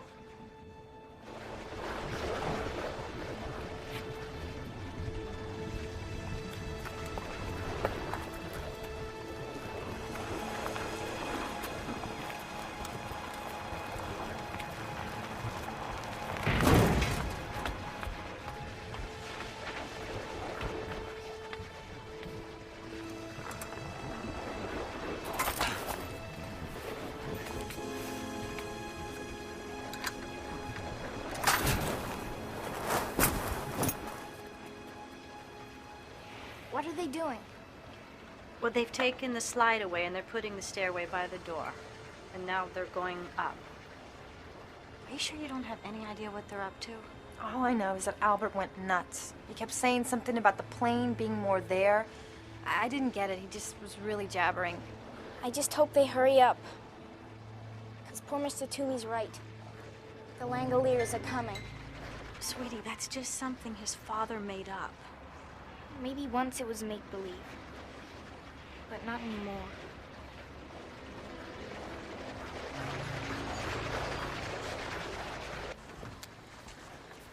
All right, Albert. On with the show. Exhibit A, the book of matches from the restaurant.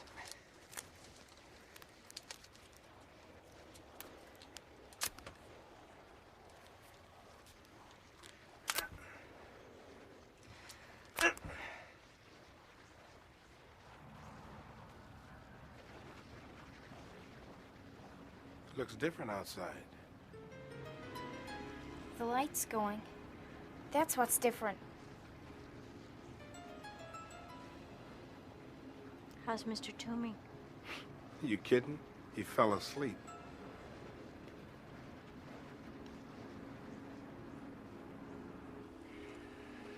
I guess that's it.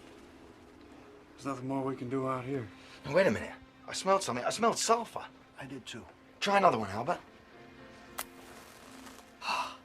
You see? You see?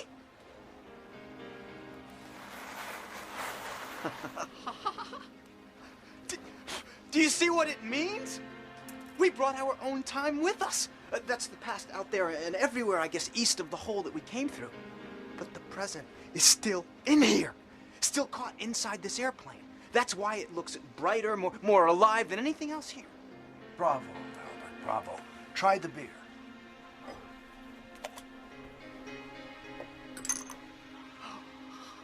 Smell. By God, it smells like beer. Well, come on, mate, pour it. My doc says suspense is bad for the old ticker.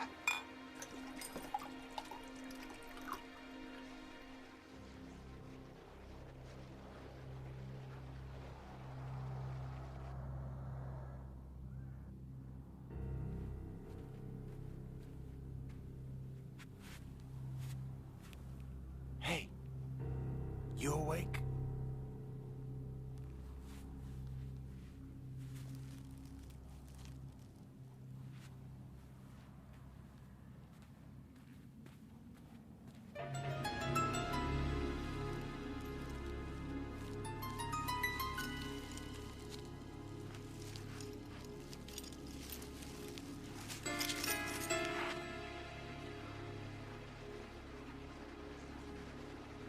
So the matches work, but the lager doesn't. What does that mean?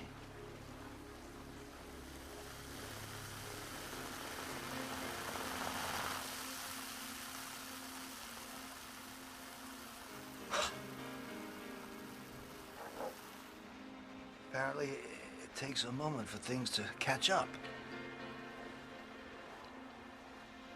Oh, that's excellent. That's the best beer I ever had in my life. Oh, you're right. It's bloody marvelous. Yeah, try the soda.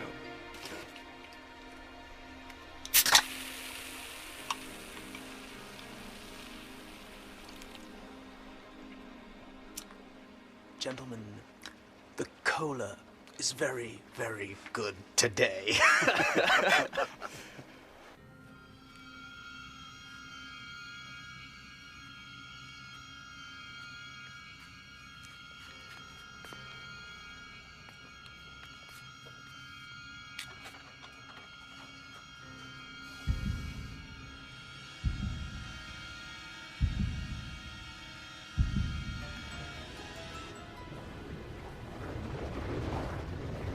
Christ almighty, it's dark. He's supposed to be watching the nut. Oh, don't worry, he's still out. Damn, that sound is creepy. It's like a bunch of coked up termites in a balsa wood glider. I think we ought to check on Mr. Toomey. I'm worried about him. But if he's unconscious, there's nothing we can do about it. I don't think he is unconscious. I don't think he's even asleep. All right, let's go see.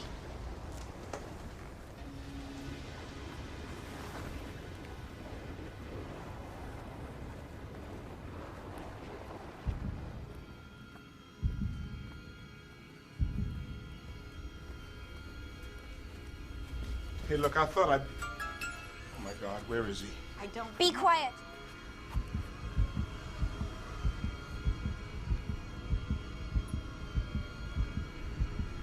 There. He's hiding over there. Behind something. How do you know that, little miss? I don't hear a thing. I do. I hear his heart. He's beating very fast and very hard. He's scared to death. I feel so sorry for him. Mr. Toomey, please come out. We don't want to hurt you. Mr. Toomey. Mr. Toomey, please don't be afraid. Dinah?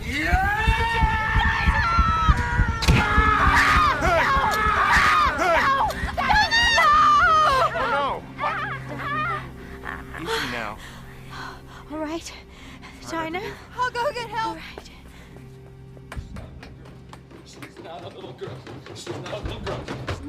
little girl. She's the head Langolier.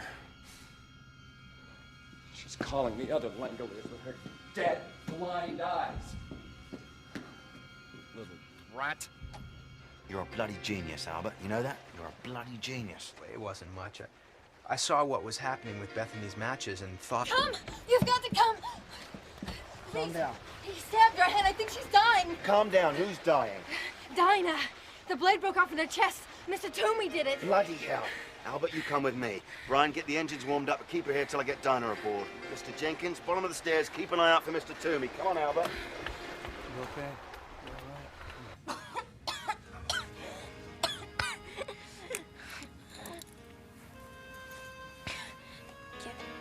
Get out of here. Shh. Try not to talk. Try not to talk, okay? Hello, Dinah. Don't you worry, love. We're gonna have you right as rain in no time flat. Is it hurt? Yeah. Hurts to breathe. It's making you want a coffee. Yeah. No, I don't know. Well, it's better if you don't. You get that ticklish feeling, you just try to ignore it, okay? Don't you talk anymore.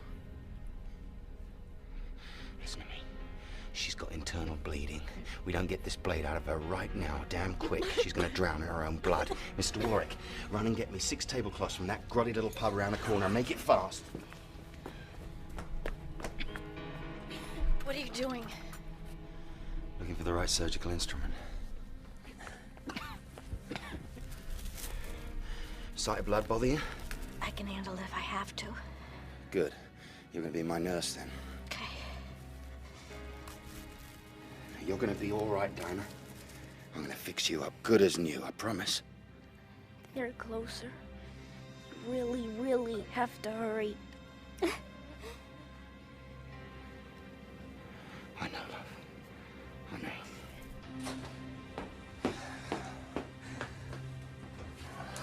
That's right, Craigie Waggy. You just sit here in the dark.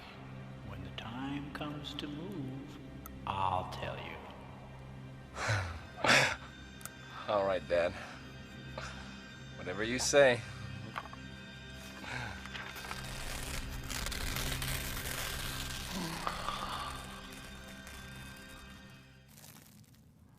Right. We're gonna need a stretcher to take her aboard the plane. Albert, you and Mr. Gaffney are designated stretcher finders. Mr. Gaffney, I think if you look behind that counter, I think you'll find 2 very sharp knives.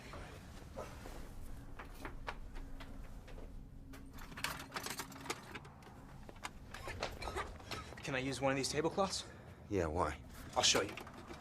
When I was a kid, we used to play Indiana Jones. I made something like this once. I nearly broke my brother's arm with it. Good enough. But remember, your mission is not to recapture Mr. Toomey. Your mission is to find a stretcher as quick as possible and bring it back here double time. Got it? Now, you don't find anything in 10 minutes, I want you back here and we'll carry her aboard. But if there's internal bleeding, we can't move her. We don't have a choice. I've got to get her to the plane somehow. 10 minutes is all I can spare. I know, but if she's bleeding internally, Laurel, he's right. Come on, son. Let's move. Come on. How you feeling, Dinah? Hurts bad. I know it does, love. See, you've got a little piece of blade stuck in you, and I've got to pull it out. You know that, don't you? Yep. I'm scared. So am I, Dinah. So am I. Right, fold those 2 tablecloths into squares, thick as you can get them. Then kneel closer to me. Mr. Warwick, take off your belt. Now then, I'm going to grasp the blade and pull it out. Now, the moment it comes out, you slap one of those bandages on there and you press. You press hard, do you understand? Yes. Jesus, help me.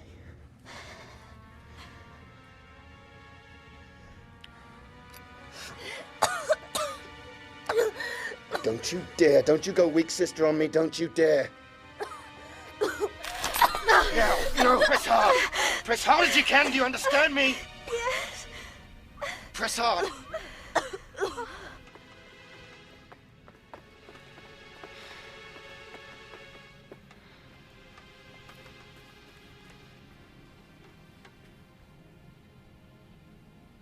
Let's try in there.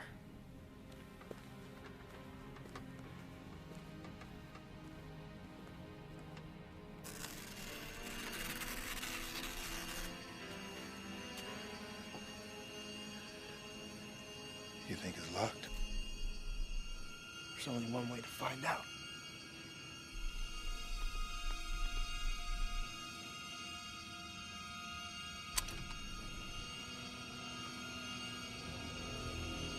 Hey, get out. Look, a stretcher.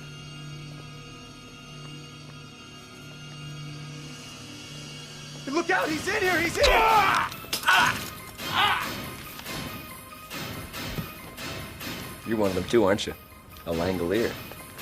Screw you.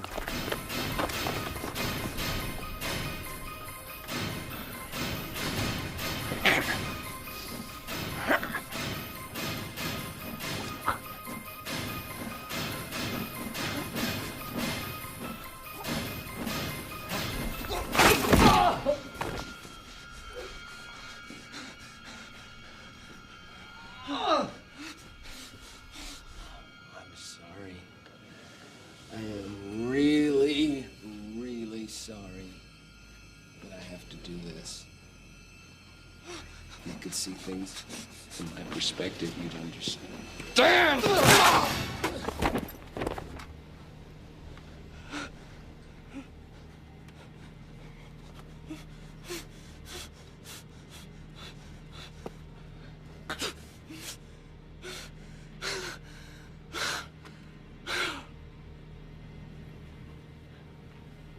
I'm going to Boston! I'm going to Boston!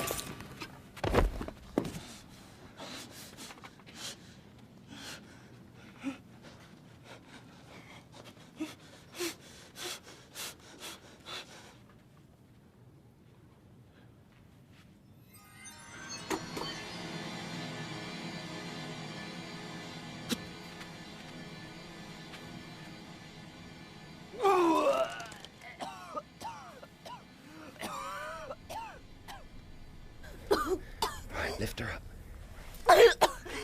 That's it. We got you. Belt! Did you hear that? Do you think Toomey got them? Belt now! Wrap it round. I want you to keep the pressure on because I'm going downstairs, all right? Please be careful. I will. It's what I do best. You did bloody well. Thank you, Laurel. Don't you kill him. Why not? That bastard stabbed you, love. All I know is we need him. You understand? We need him. Listen to what she says, Nick.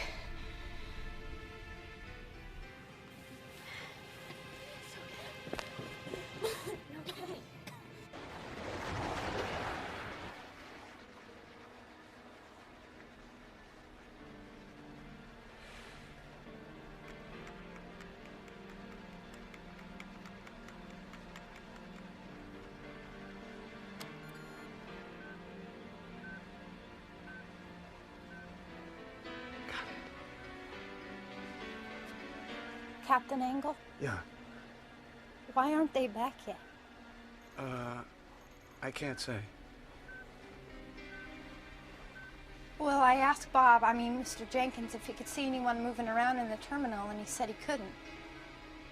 What if they're all dead? No, I'm sure they're not. If I make you feel any better, why don't you join him at the bottom of the ladder?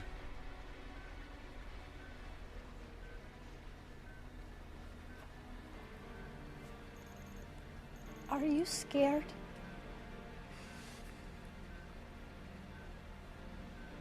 Yeah. Yeah, I sure am. I sort of feel better. It's hard being scared all by yourself.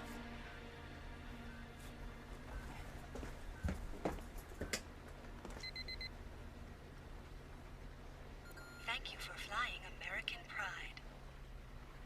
You're welcome, I'm sure.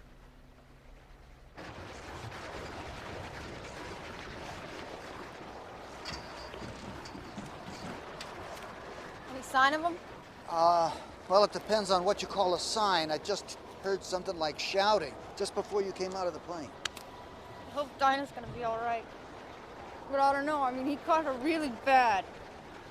Did you see the captain? He's up programming his instruments or something. I hope so.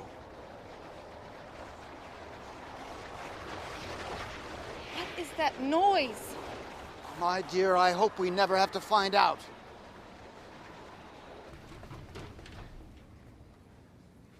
Albert?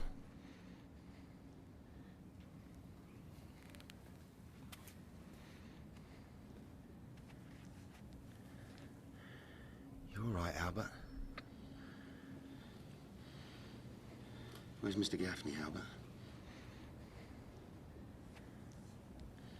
He's in the airport services office. Mr. Toomey was in there hiding behind the door, I guess. He killed Mr. Gaffney because he walked in first. If I'd have walked in first, he would have killed me instead. Then I killed Mr. Toomey. Because I had to. He came after me, do you see? He found another knife someplace and he came after me. Albert, can you pull yourself together, mate? I don't know. I never killed anybody before. I know. It's a horrible thing. I understand, believe me. But it's got to be gotten over, and you've got to get over it fast. Because that sound is coming closer.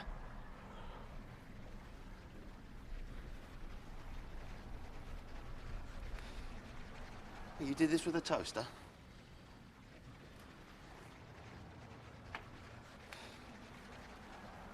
He's not dead.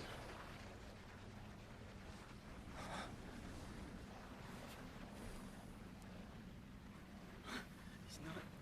See for yourself. He's out cold, but he's still in the game. But let's see if we can find Mr. Gaffney and see if he got lucky. And did you find that stretcher? Huh? The stretcher, Albert. Oh. Yeah, we found it. Good lad. Come on, let's go.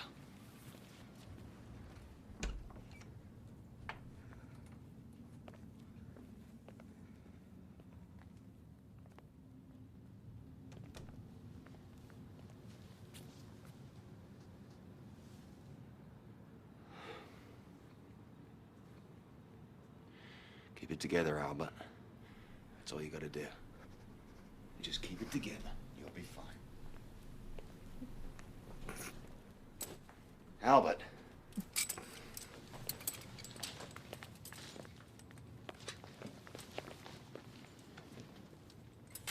Take the stretcher upstairs. I'll be with you in a minute. What are you going to do? I'm gonna go back in the office and see if there's anything else I can use. I don't believe you. Nor do you have to, Albert. Just take the stretcher upstairs, and I shall be with you directly. And don't look back.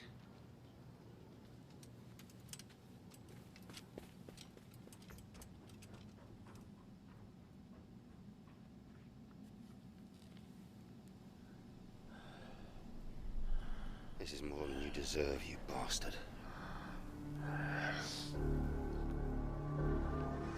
Don't you kill him. We need him. You understand me? We need him. Nick! You coming? Yes. In a minute.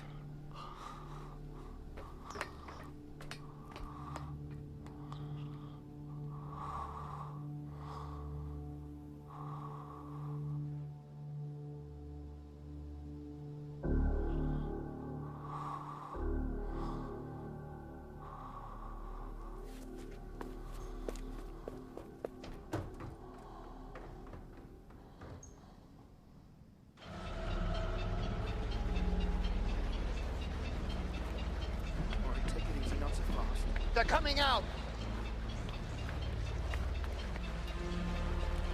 Let me help. Careful, Albert. Bethany, don't jiggle her. Help me carry her up the stairs. How bad is she? She's unconscious, but still alive. What happened to the others? Gaffney's dead. Toomey might as well be. Now, mind you, keep your end up now.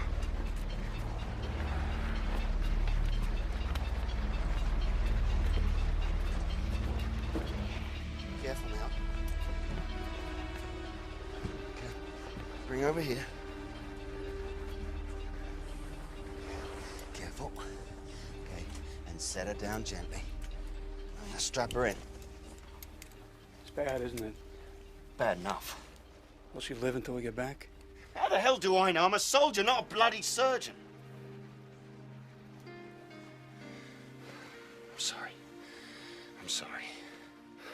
time travel stuff really gets on your nerves, doesn't it? You don't have to apologize. I'm going to start the engines. Pull as close as I can get to one of the fuel pads out there. While I'm doing that, the four of you pull the hose truck over. There's one sitting on the other jetway. You got it? Got it. Go to it then, Bethany. Mr. Warwick, go down with them, roll the ladder away from the plane. When I get it repositioned, move it back up to the door. Go ahead.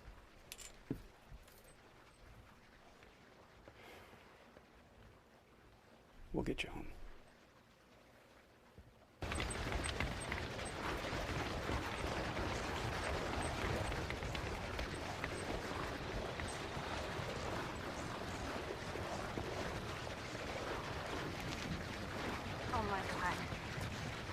Oh my God, look. It's coming day again already. How long has it been since it turned dark? Less than 40 minutes. Yeah, well, we can't worry about that now.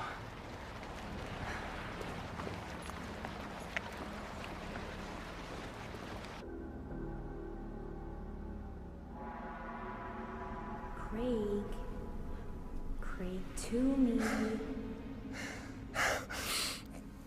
Let me die.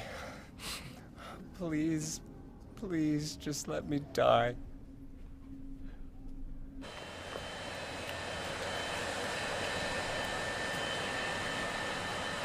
What's gonna happen to Mr. Toomey? I don't know. All I know is when the chips were down, I did what you and Dinah wanted. I left him lying there unconscious on the floor. Would you like to go out to dinner with me, if and when we get back to LA? Yeah. I'd have that to look forward to. So would I.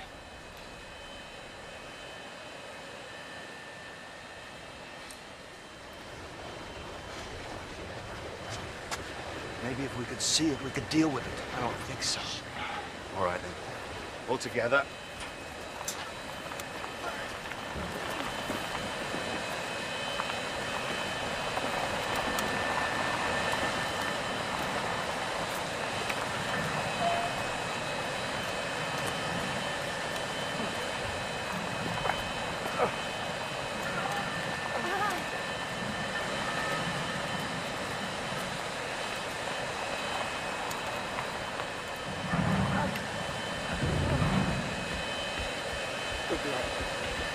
Over here.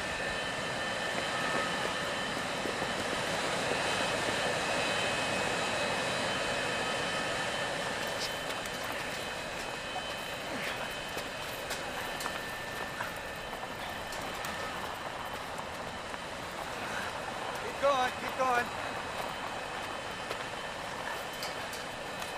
Good, good. Hold it. There, Bethany, why don't you come in? All right, you see this over here? Can you open that lid? Nick, you take that head out of there, attach it there.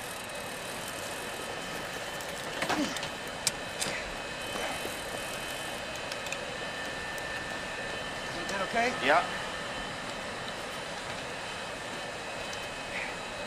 There you go. Which one first, Captain? Let's give me the one on the right.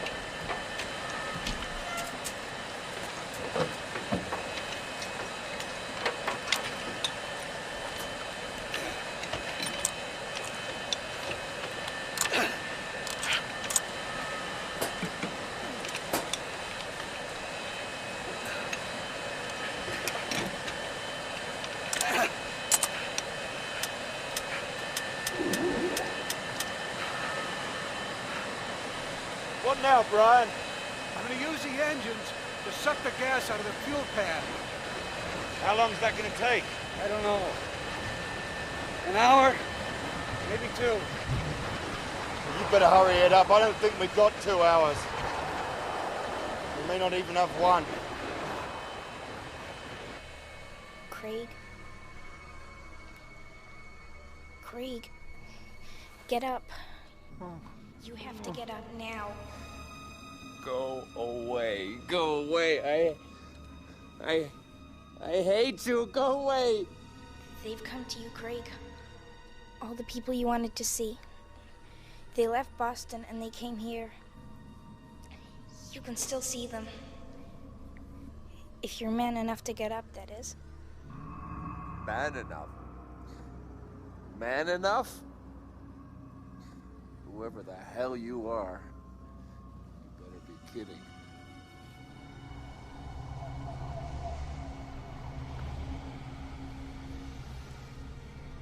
Come on, Craig. They won't wait forever. The Langoliers will see to that. You have to get up. You have to.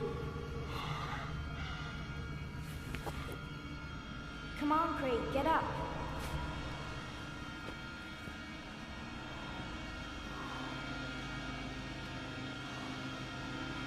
This way, Craig. They're all waiting for you. I'm sorry, Mr. Toomey. Despite what you did, I'm sorry. But we need you, so please hurry. Hurry.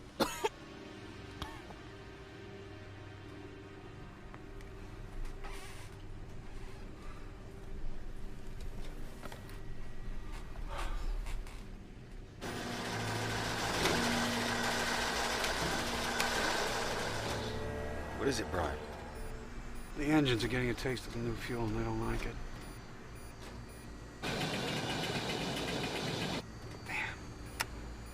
What can you do about it? Try to keep the other two engines running the pumps and hope.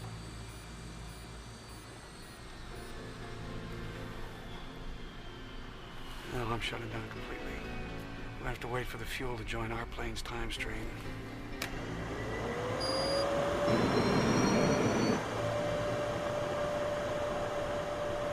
Maybe we may have lucked out, Brian. Yeah, we might.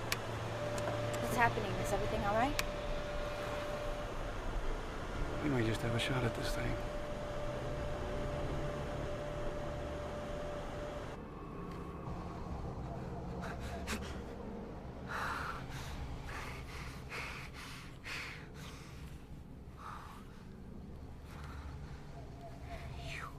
You brought them to me, didn't you? The chairman of the board, the company directors, all of them. Yes, but you have to hurry. Before they decide you're not coming and leave. This way, Craig. They're all waiting for you. Hurry.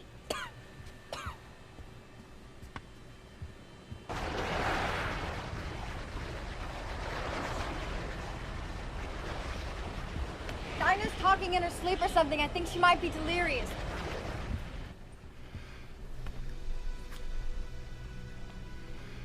I don't know.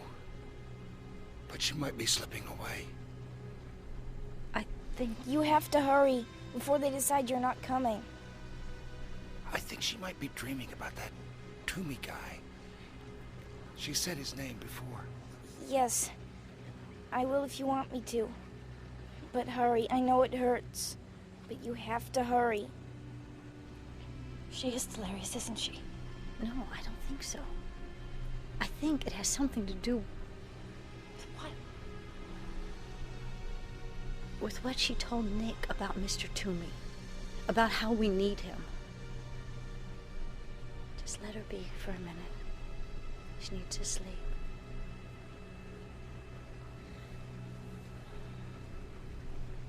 God, I hope we take off soon.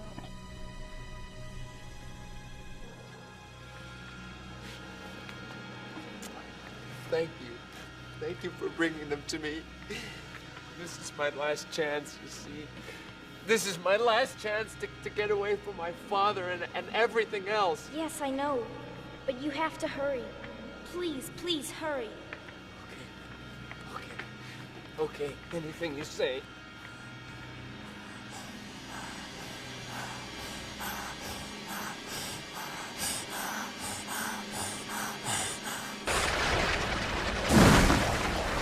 What was that? Sounded like a tree falling or something. But there's not enough wind. No, there's not. What's happening? Nothing. Look at that!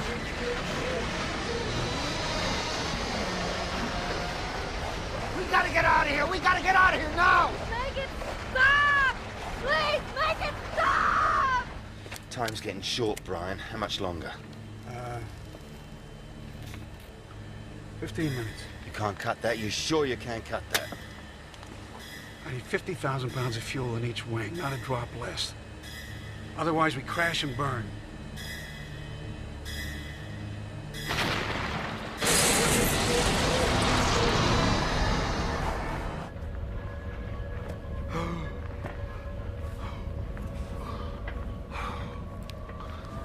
Hurry, Craig. Look at me.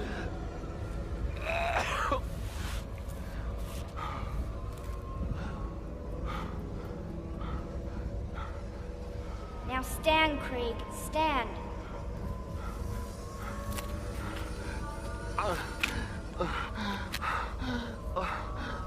Look at me, Craig.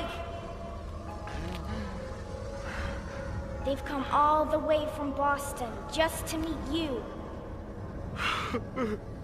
Now hurry to them, Craig! Hurry! Hurry!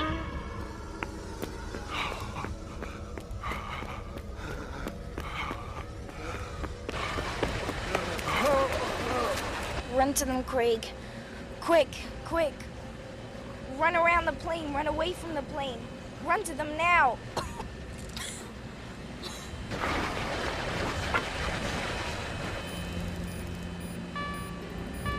All right, we're uncoupling. We're getting the hell out of here.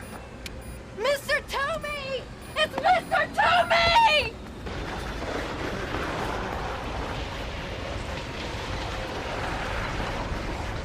What's he doing?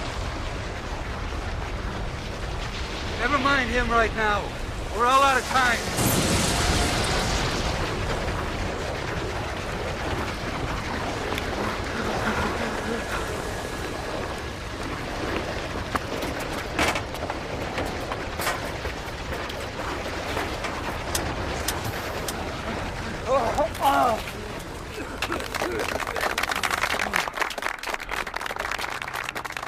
Ah, Mr. Toomey at last. So glad you could make it, Craig. So, give us your report, Craig. Tell us how much money you made for us. You want to know how much money I made for you? You want to know how much money I made for you? Yeah. I'll tell you how much money I made for you. I didn't make any... No, Craig! Shut up! Shut up! Shut up! Tell them you lost the money, but it was a mistake, an accident. No! I didn't make any money for you. I didn't make any money for you. I lost money for you. I lost money for you. I lost $43 million.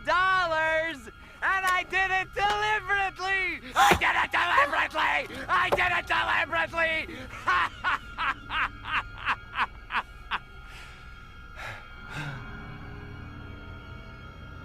You fool.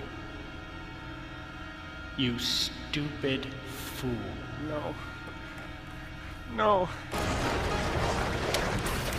What's he doing?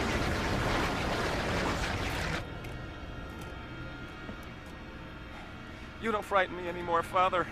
The Langoliers don't even exist. You just made them up.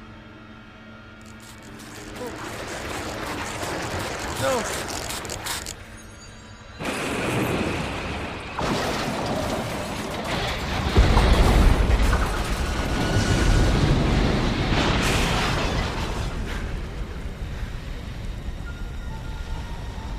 Where am I? Okay.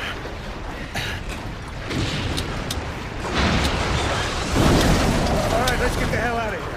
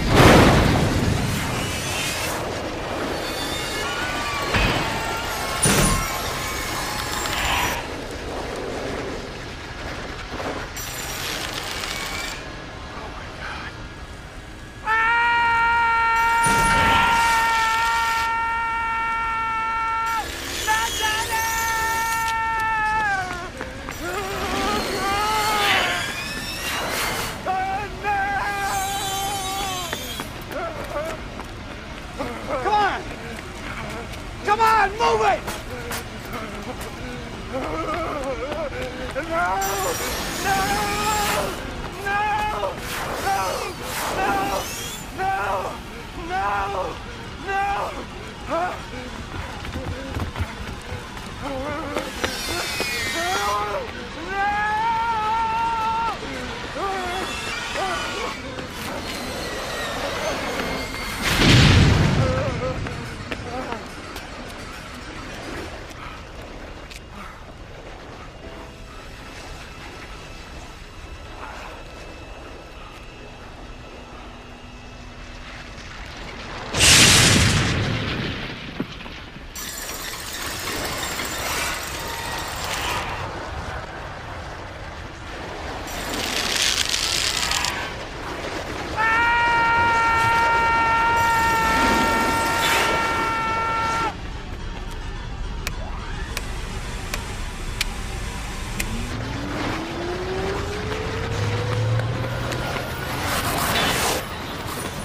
No, Craig! You may think you're running, but you're not. You're scampering! Ah! No. No. No! Daddy, no! Make them go away! Please make them go away! I'll be good! I'll be good boy! Please, I promise I'll be good if you just make them go away!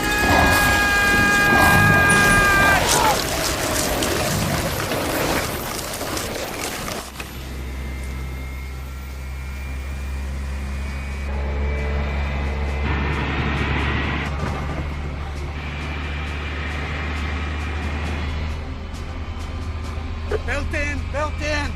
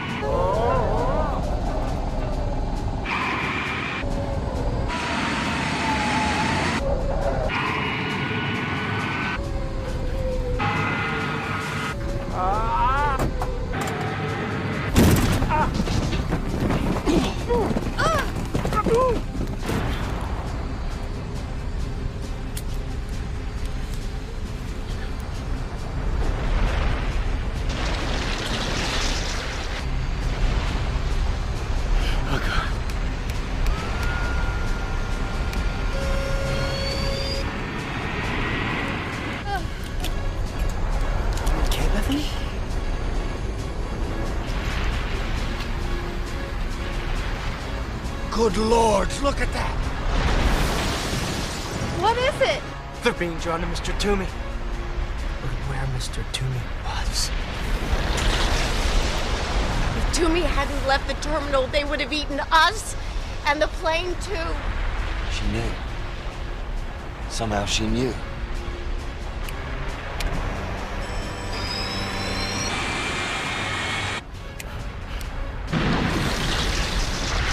Now we know, don't we? What? We know what? We know what happens to today when it becomes yesterday. It waits for them.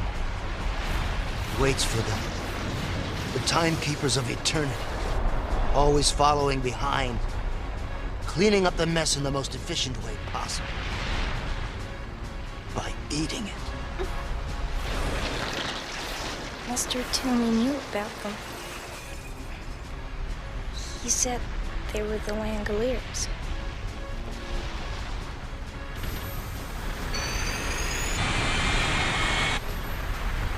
Oh no!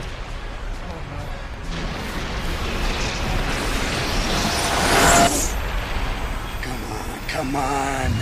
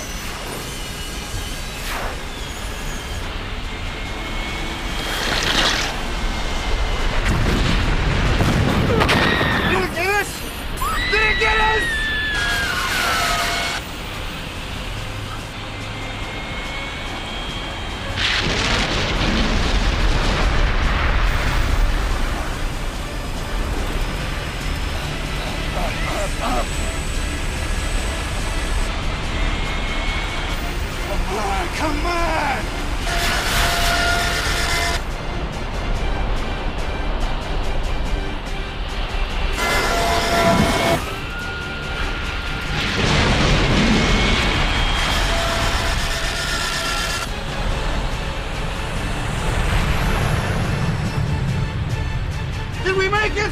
Are we off the ground?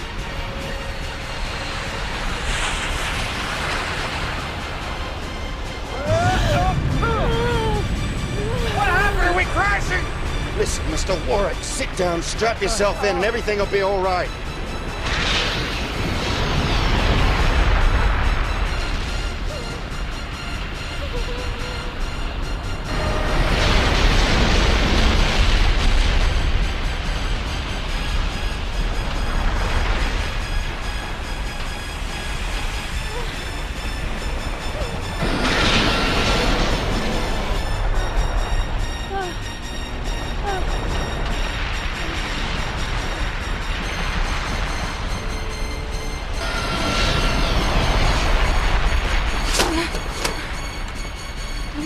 Open those. Don't worry. I won't.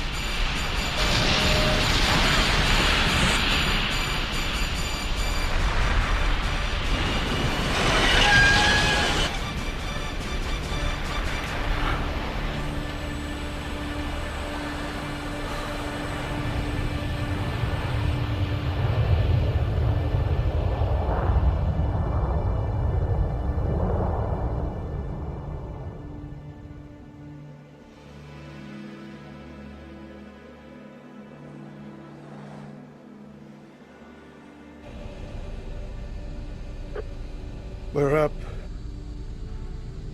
You all know what happens now. We go back exactly the way we came in. And we hope that whatever doorway we came through is still there. If it is, we'll try going through.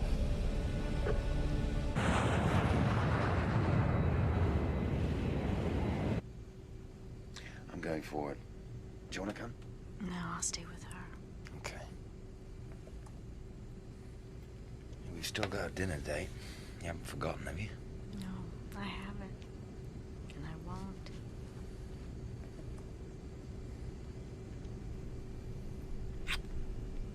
Neither will I.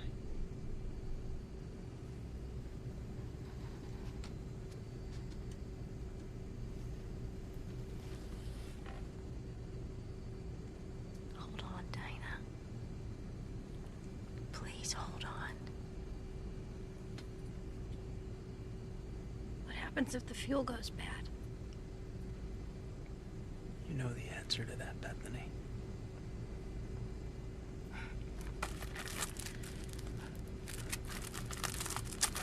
Yeah, I know. We crash into Story. Would you like to kiss me? Yes. Well, you better go ahead then. The later it gets, the later it gets.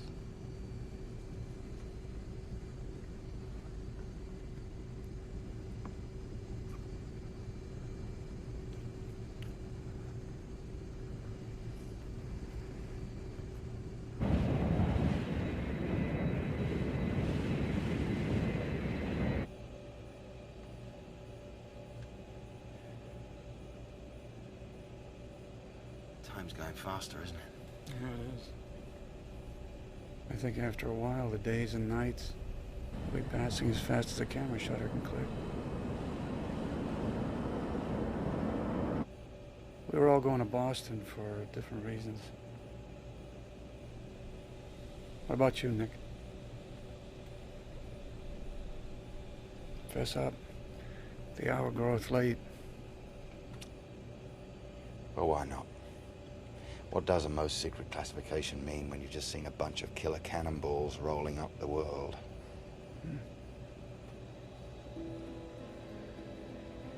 I'm a special operator in the armed services, Brian. I do a number of odd jobs. Some fairly innocuous, some fabulously nasty. There's a man in Boston who's a politician of some note. This man, I'll call him Mr. O'Banion for sake of conversation. He's very rich, Brian, and an enthusiastic supporter of the Irish Republican Army. He's also an idealist of the most dangerous sort. One who's never had to view the carnage at first hand. You were supposed to kill him? Not unless I had to. See, our Mr. O'Banion has a great deal of powerful American friends, and his friends are our friends, and therefore killing Mr. O'Banion would be a great political risk. But he does have a very nice piece of fluff on the side. And she's the one I was supposed to kill. As a warning? Yeah. As a warning.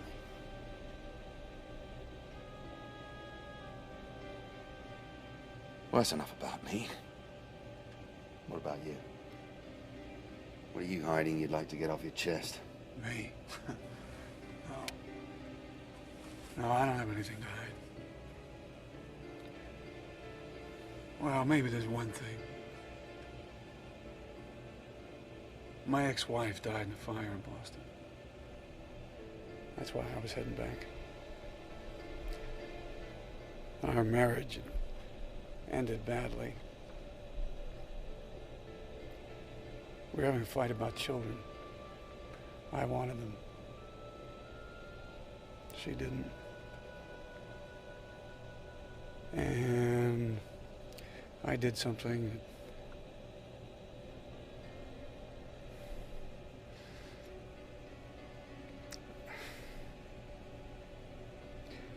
that I never thought I'd do. So,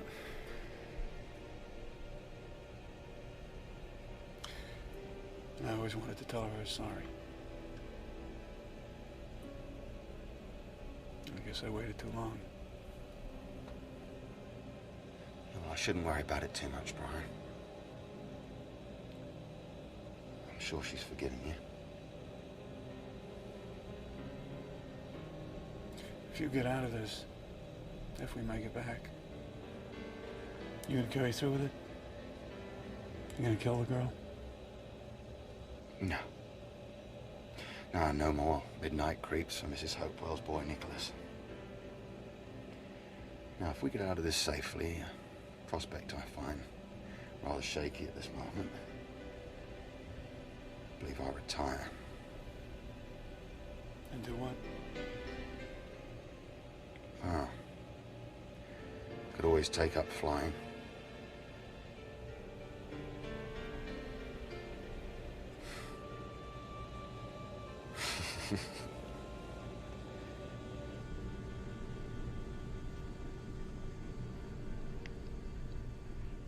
Laurel.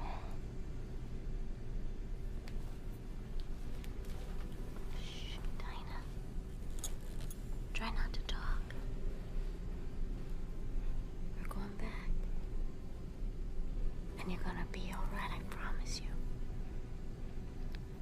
Don't worry about me, Laurel. I got what I wanted. Dinah, you shouldn't talk. I saw through Mr. Toomey's eyes. At the start, everything looked mean and nasty to him. But it was better at the end. Please, Dinah. Try not to talk anymore, okay? I saw you, Laurel. You're beautiful. Especially your eyes. Everything was beautiful. Even things that were dead. It was so wonderful. Just, you know, see.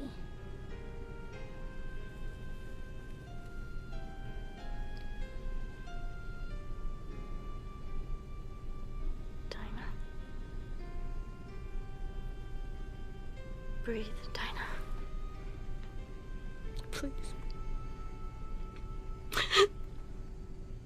Please, Dinah, breathe. Breathe. Please.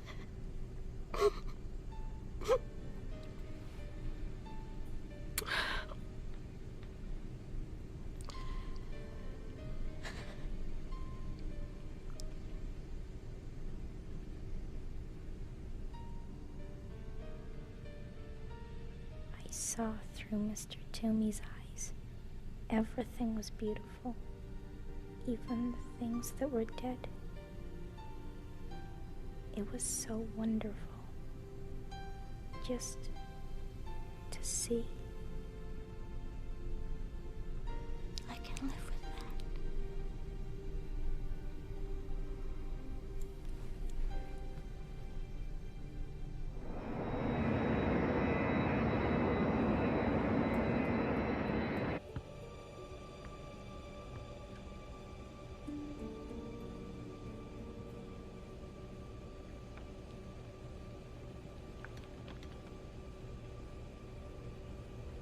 We just lost a little girl.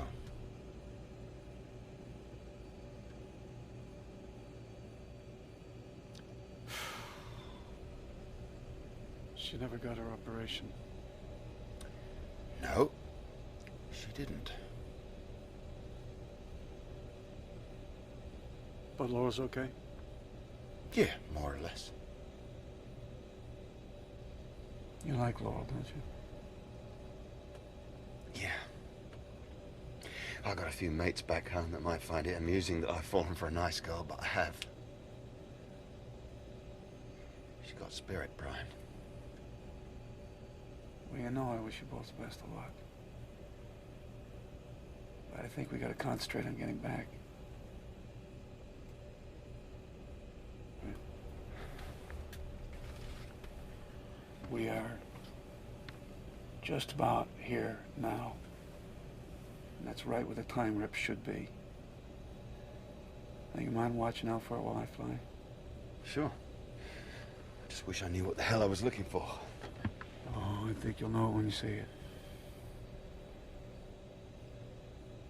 If you see it.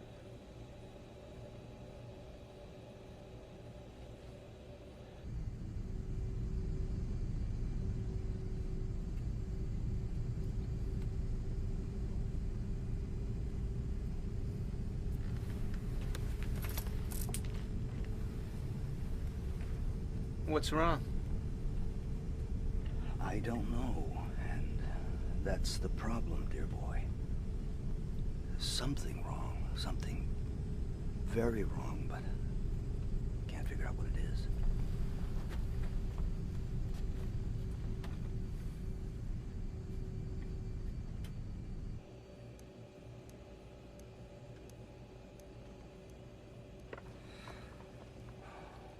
Brian?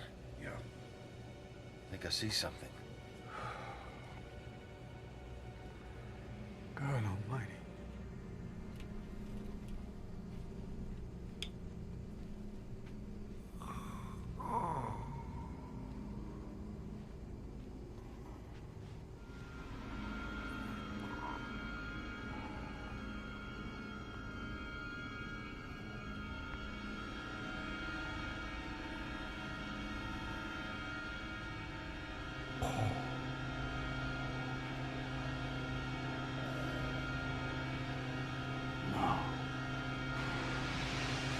Yes! We're in business!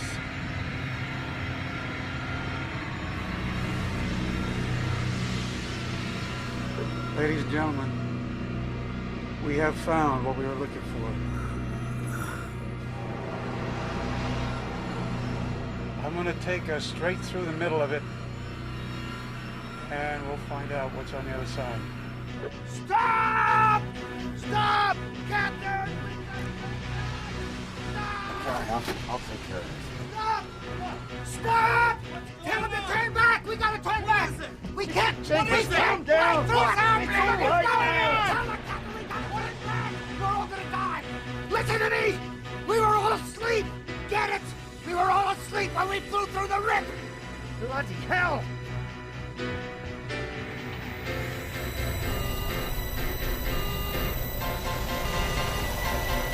Turn back, Brian. You have to turn back now.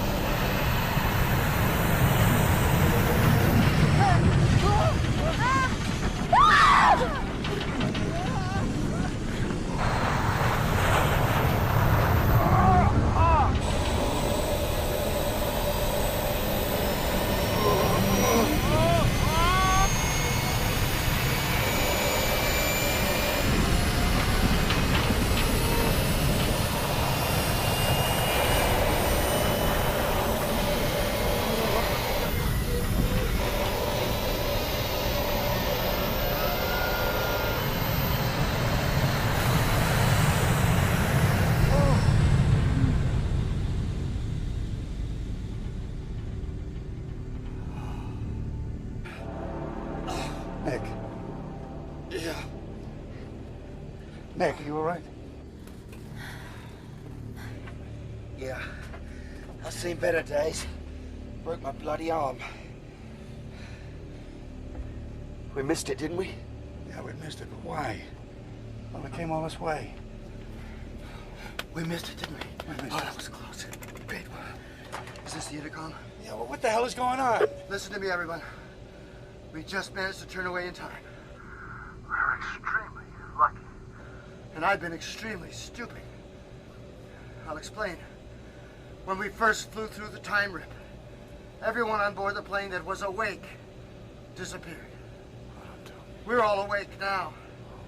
Therefore, logic suggests if we tried to fly through the rip again awake, we too would disappear. That's all. That is all? That's bloody all? Well, what are we supposed to do about it? We have to go to sleep? How do we do that? I've never felt less like sleeping in my whole life.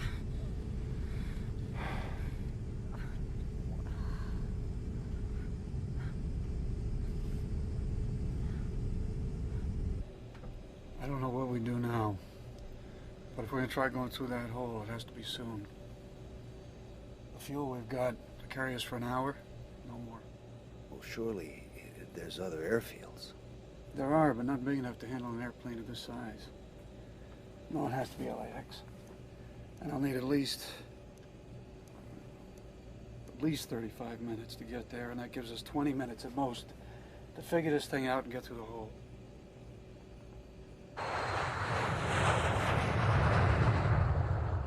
Now, how do we put everybody to sleep at the same time? Aren't you forgetting the most important thing of all? I mean, even if you figure out a way to put us all out, who's going to land the plane in L.A.? We're out of luck, you know that, don't you? Completely out of luck. There has to be a way out of this. There just has to be. Doesn't there?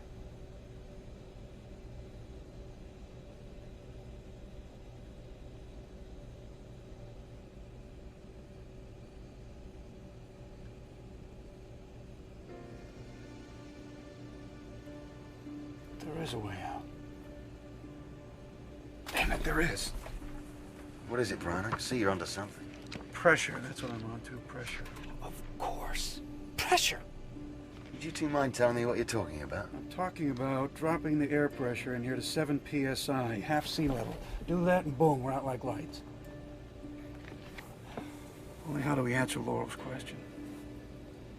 How do I wake up after we've come through and land the plane?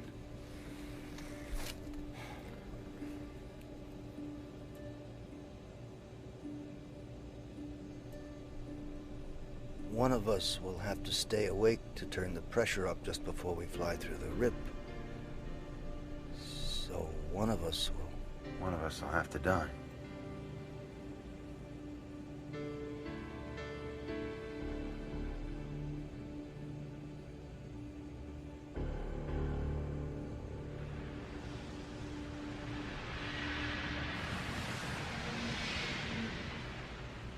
Who's gonna do it?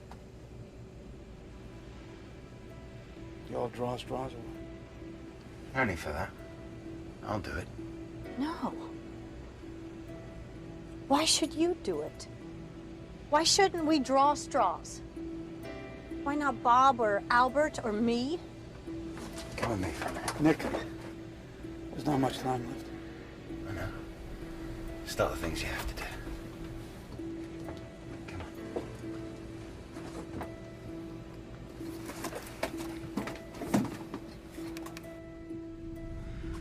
Laurel, I think we could have something, you and me. Do you think I could be right about that? Because if you do, say so. There's no time to dance, absolutely none. Yes, I do. I think that's right. But we don't know for sure. I mean, we can't know. It all comes back to time, doesn't it? Time and sleep and not knowing. But I have to be the one, Laurel. You see, I've tried to keep a reasonable account of myself during my life, and all my books are deeply in the red, and this is my chance to balance them, and I mean to take it. I don't understand what you're... Look, I wish I could tell you everything about myself, but there's no time. Would you do something special for me? If you get out of this, that is. Yes, yes, of course. Nick! Yeah, I'm coming. Listen to me. Listen very carefully. I was going to quit it. My mind was made up. Quit what? Doesn't matter. What matters is that you believe me, do you? I don't know what you're talking about, but I believe you mean it. Nick, we're heading towards a rip! Yeah, I'm coming just now, damn it! Listen. My dear old dad lives in the village of Fluting. It's about 20 miles south of London. You ask for him in any shop along the high street, Mr. Hopewell. Some of the older ones still call him the gaffer. You go to him and tell him I was going to quit it. You'll need to be persistent. He tends to turn away and cuss loudly when he hears my name. Can you be persistent? Yes. Good. And you repeat what I told you, and you tell him you believe me. Tell him that I tried my best to atone for what happened outside the church in Belfast. In Belfast? Right. And if you can't get him to listen, you tell him that he must listen because of the daisies. Because of the time I bought the daisies. Because when you brought him daisies. No, not to him. But it'll do. Can you remember that as well? Yes. But... It's okay. Thank you so much, Laura. Nick!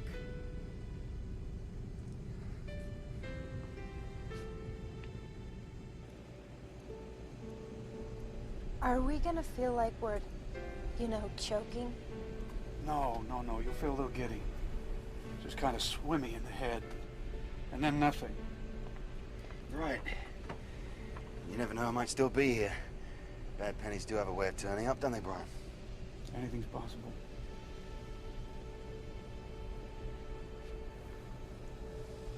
You folks all sit down. Nick, up here beside me. I'll show you what to do and when to do it. 1 second, please.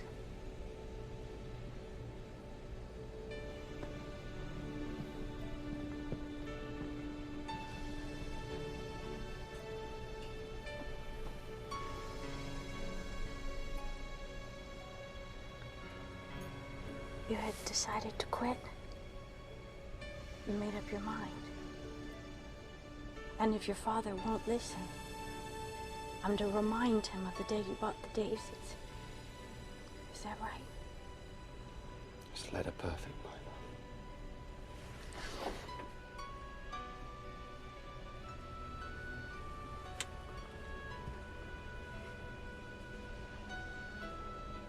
That's the one to go on, sure enough.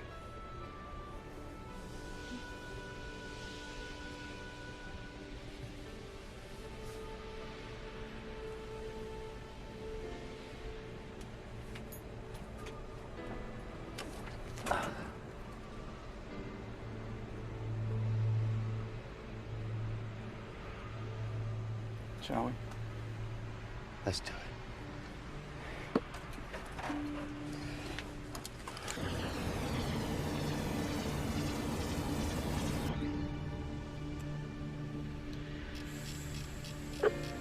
I am starting to decrease pressure. Check your seatbelts, everyone.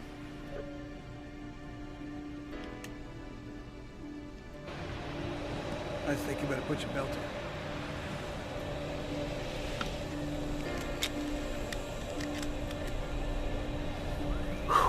Oxygen mask right beside you.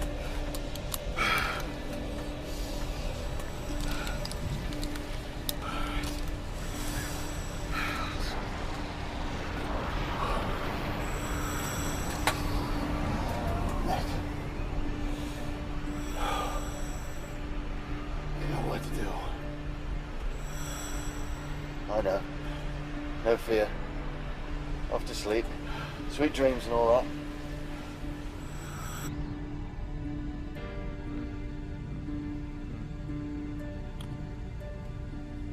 Albert, would you hold me, please? Yes. You'll hold me.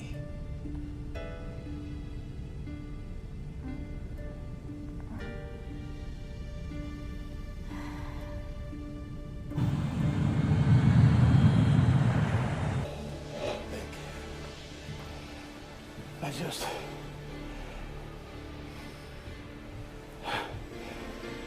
want to say... thank you.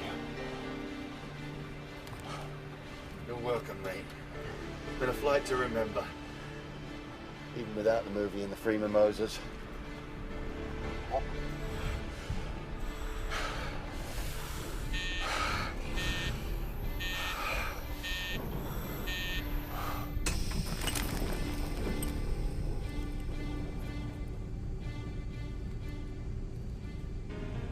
Remember about Belfast? Behind the church. Act of Atonement.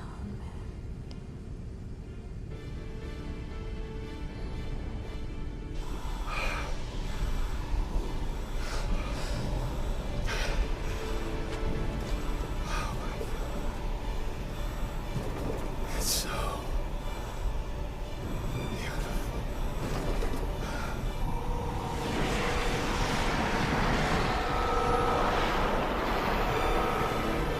You're right, Brian. It is beautiful, and why not? It's the place where life, all life maybe, begins. The cradle of creation, and the wellspring of life. No Langoliers allowed past this point.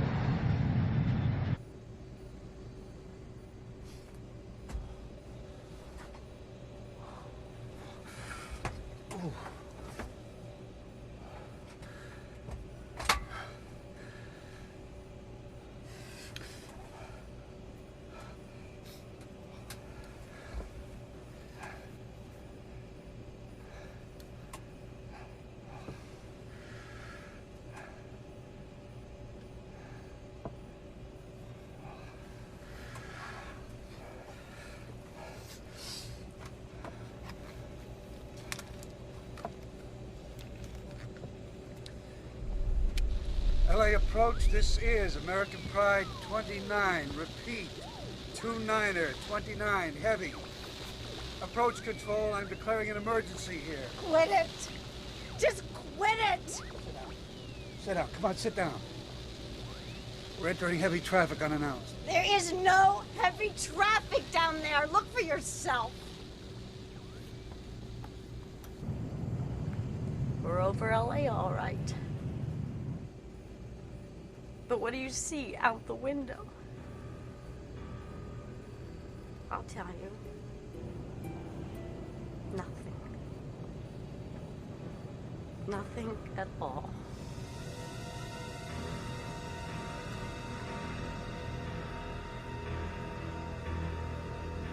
Yeah, put this in. Put it on.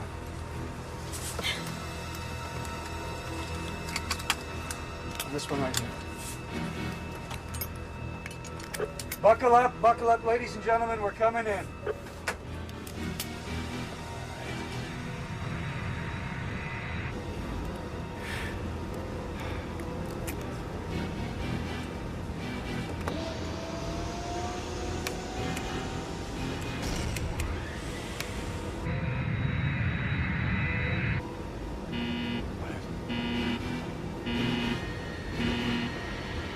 Oh, no. Oh, my God. We're out of fuel.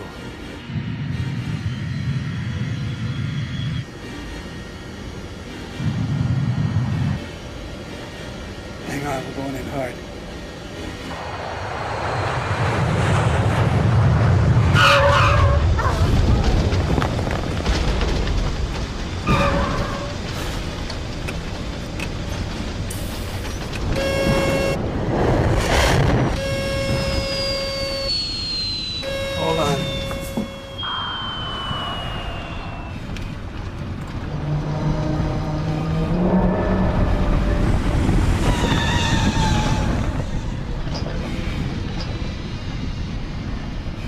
Watch out! You gonna hit that truck?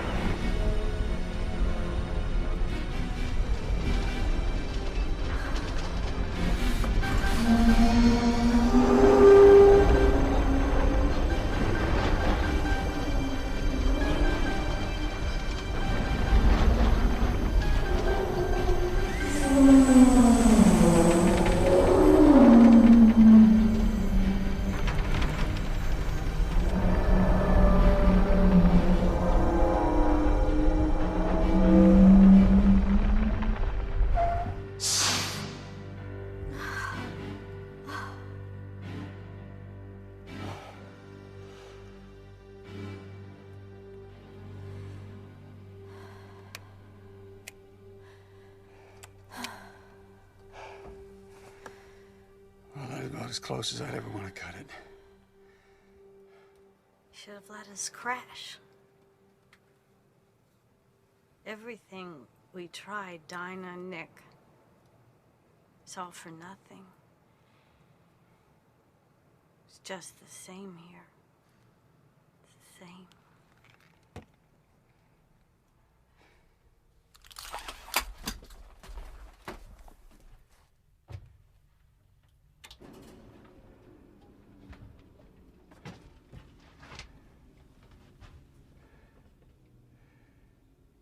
Time to check on the others.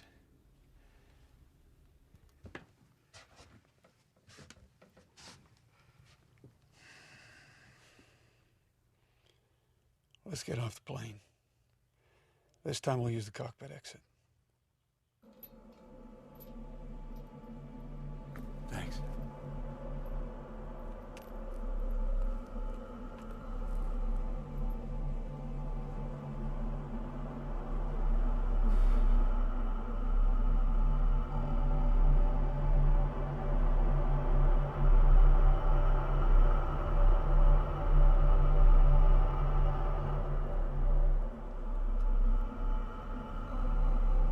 What's that humming?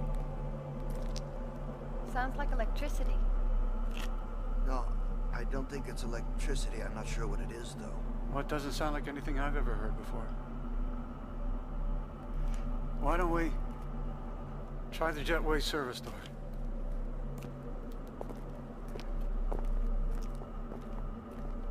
Wait. What? What is it, Bob? What do you see? Well, all I see is a deserted terminal, but it's what I smell. Jet fuel. Oil. Rubber, salt air, I can smell it. Holy cow. Yeah, but that's not the only thing. Listen. Do you hear that? What does it all mean? If everything's back to normal, why didn't we see any lights when we were landing? Where are the people? And then what's that noise? It's getting closer. Let's see if we can get inside the terminal. Wait a minute. I can tell you know something. What is it? I want to go in the terminal and have a look around first.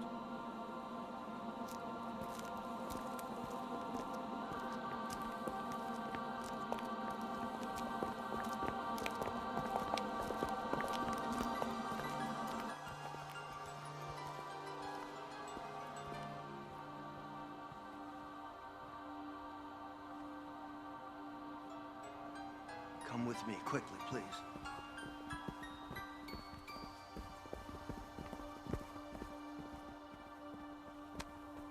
There's another door over here.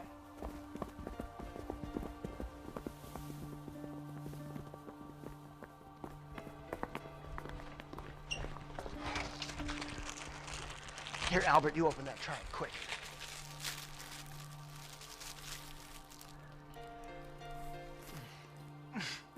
Delicious, absolutely delicious. Good. Now listen, I think it's going to happen real soon, and I don't think we should be in here when it happens because it might not be safe. Come on with me. What?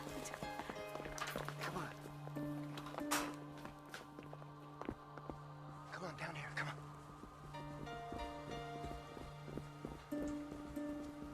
Here, get up against the wall. Here. I think we're safe here. We're out of the main flow of traffic. What's gonna happen? Well, when we flew through the time rip going east, we went back in time into the past about 15 minutes. Do you remember me saying that? I do. It brought us into the future. That's it, isn't it? This time rip brought us into the future. I believe so. Only we haven't returned to a dead world that's moved on without us. We've returned to a world that's waiting to be born. Look at that. I don't know what it is, but it's wonderful. I love it. I think that the present is on the verge of catching up to us. Oh, this is gone. I really don't think that. Forget it. Okay, hang on. There might be a jerk or something.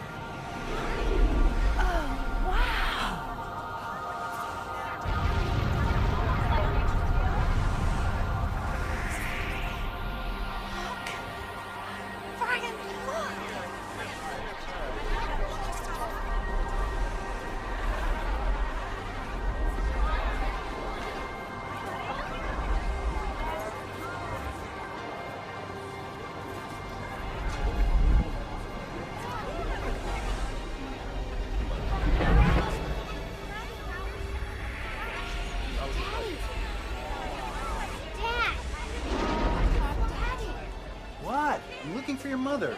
New people, look at the new people.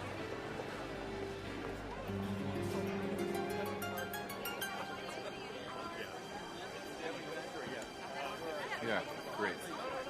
Come on, let's go find your mom. Did you hear that?